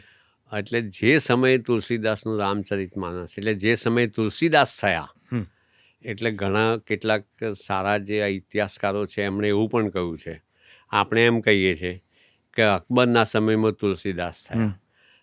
કેટલાક એવું કહે છે કે એમ નહીં, આપણે એમ કહેવું જોઈએ કે તુલસીદાસના સમયમાં અકબર થયો. એવું તુલસીદાસનું મહત્વ. વિધર્મીઓનું સખત આક્રમણ હતું, હિન્દુ સમાજને ટકી રહેવાની મથામણ હતી. એમાં તુલસીદાસે રામચરિતમાનસ આપીને ભક્તિનું મોટું કવચ આપણે હિન્દુ ધર્મને આપ્યું અને ટકી રહ્યા એ લોકો. હિન્દુ ધર્મ ટકી રહ્યો એમાં ભક્તિનું બહુ જ મોટો પ્રભાવ રહ્યો.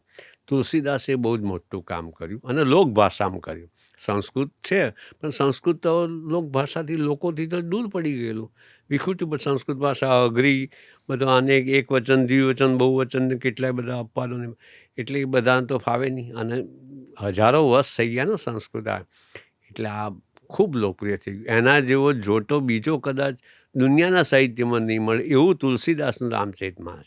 એટલે તુલસીદાસને પ્રણામ જ હોય કે જેમણે, અને એમણે જ ખરેખર રામકથાને જીવતી પણ રાખીને. તો રામચરિતમાનસ જે તુલસીદાસજીનું છે એ લગભગ વાલ્મીકી રામાયણની લગોલગ છે કે ઘણું બધું જુદું છે? એટલે ઘણું જુદું છે.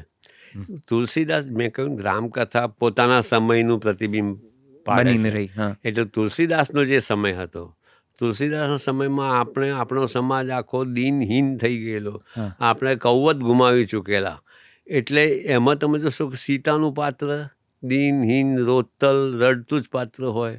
પતિની સેવા કરવામાં પોતાના જીવનની સાર્થકતા સમજતું હોય એવું પાત્ર. વાલ્મીકીમાં નથી એવું. વાલ્મીકીમાં સીતા રામને પણ શિખામણ આપી શકે છે. રામને કહી શકે કે રામ, તમે આ સારું નથી કરતા, તમે બરાબર નથી કરતા. એવું તુલસીદાસના સીતા માટે આપણે કલ્પી ન શકીએ. કારણ કે તે સમયે સ્ત્રી સામે, નારી સામે આવો આદર્શ મૂકવાની કદાચ સમાજને ટકવા માટે જરૂર હતી.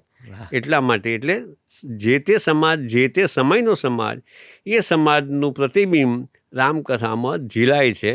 અને તુલસીદાસ એટલા મોટા કવિ, એટલા મોટા કલાકાર કે સરસ રીતે ઝીલી શક્યા.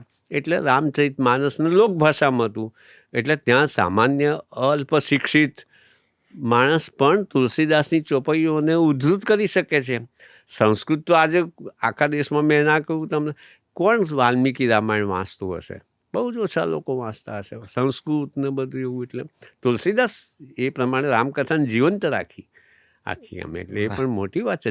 ધબકતી, જીવનથી ધબકતી રાખી. અને મૂળભૂત પ્રયોજન રામકથાનું જે મૂળ પ્રસંગ જ્યાંથી આ શરૂ થઈ, ક્રૌંચવધ, એનું આપ શું મહત્વ જુઓ છો? જ્યાંથી વાલ્મીકીજીને રામાયણ લખવાનું કદાચ પહેલું એક ઇગ્નિશન જેને કહેવાય કંઈક મળ્યું. સરસ પ્રશ્ન. એટલે જો ફરી મેં કહ્યું, આ સાથે કાવ્યકૃતિ પણ છે, અદ્ભુત કલાકૃતિ છે. હજુ આપણે વાલ્મીકી રામાયણની કલાકૃતિ તરીકેની મહત્તા પ્રીછી શક્યા નથી. બીજો બધો વાલ્મીકી રામાયણનો બહુ જ અભ્યાસ થયો છે. રામાયણનો એક સંસ્કૃતિ કથા, એક કુટુંબ કથા, બે સંસ્કૃતિઓ વચ્ચેનો સંઘર્ષ, અહીંની આર્ય સંસ્કૃતિને પછી દ્રવિડ સંસ્કૃતિને, અહીં દાખલા તરીકે કૃષિ સંસ્કૃતિને, બીજી બાજુ બીજી સંસ્કૃતિ, એમ એવું બધું, યજ્ઞ સંસ્કૃતિને એની સામે યજ્ઞમાં નહીં માનનારા લોકોની સંસ્કૃતિ, એ બધાના સંઘર્ષની કથા તરીકે રામાયણને અભ્યાસ કરનારા અસંખ્ય વિદ્વાનો નીકળ્યા છે. પણ હજુ એની જે કાવ્યકૃતિ છે, જે કવિતા છે, એ જે ઉત્તમ કોટીની મહતી સાહિત્યકૃતિ છે, અદ્ભુત સાહિત્યકૃતિ છે, હજુ એનો અભ્યાસ થયો નથી, જેટલો થવો જોઈએ એવો થયો નથી. એટલે આ જે તમે જે ક્રૌંચવધનો પ્રસંગ જે કહો એ પ્રસંગ શું છે કે આખી રામકથાનું સિમ્બોલ છે.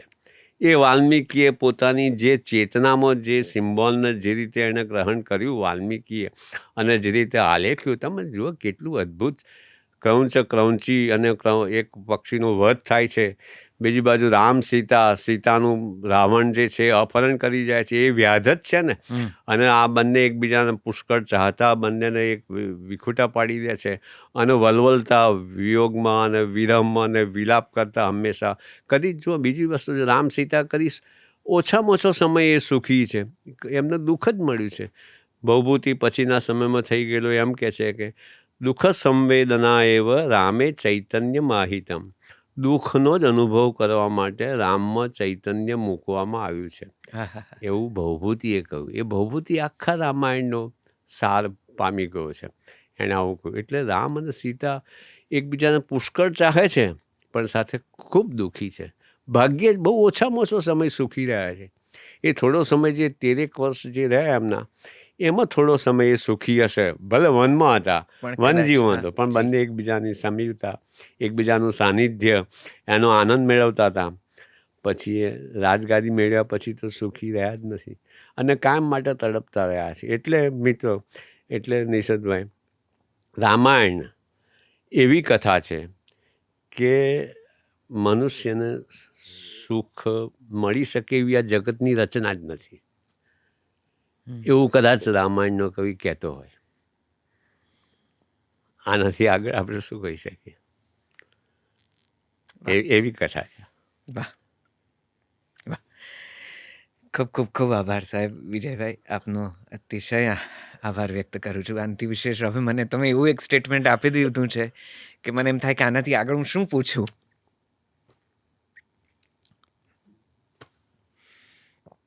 અમે આપને વંદન કરીએ છીએ, પ્રણામ અમારા.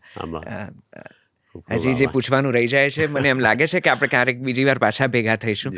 હજી રામાયણની તો ક્યાં એક પરત ખોલવાને તમે ને હું ક્યાં કાબિલ છીએ, છતાં જે આપનો અનુભવ છે, આપનું જે સાર છે, આપણે જે મેળવ્યું છે, એ અમે આપની પાસેથી લેતા રહીશું, પૂછતા રહીશું અને પ્રાપ્ત કરતા રહીશું. Thank you very very very much for joining અસ. આભાર, મને વિચારો મારા વ્યક્ત કરવાની તક આપી એ માટે. તમારો જલસો સંસ્થાનો આપ સૌ જે સાથે છો બધા મિત્રો, એનો આભાર. We wish you very good health sir. અને મને વિશ્વાસ છે કે જે 2 કાંડ હજી તમે જેના પર કામ કરી રહ્યા છો, કિષ્કિંધા કાંડ અને યુદ્ધ કાંડ, એ પુસ્તકો જલ્દીથી જ આપના થકી અમને પ્રાપ્ત થશે અને એ રીતે કદાચ આ રામકથા અને વાલ્મીકી રામાયણ અમને થોડું વધારે સમજાશે. ખૂબ ખૂબ ખૂબ આભાર સર, ખૂબ શુભકામનાઓ, ખૂબ આભાર. Thank you so much. આજના આ પોડકાસ્ટ પછી તમે યુટ્યુબની અમારી ચેનલ સબસ્ક્રાઈબ કરો ને શેર કરો ને નોટિફિકેશનનો બેલ દબાવો ને આવું બધું બોલવાનું કાંઈ મન જ નથી થતું. મળીએ છીએ જલ્દીથી નવા જલસો પોડકાસ્ટમાં નવા વિષય સાથે. અત્યારે તો હરિ અનંત હરિકથા અનંત, કોઈક અનંતની અનુભૂતિ તરફ આ સહેજ સાધારણ ક્ષણ છે, સહેજ પહેલું કદમ છે. ફરીથી જલ્દીથી મળીશું આ કોઈક સરસ પડાવ પર. આવજો, નમસ્તે.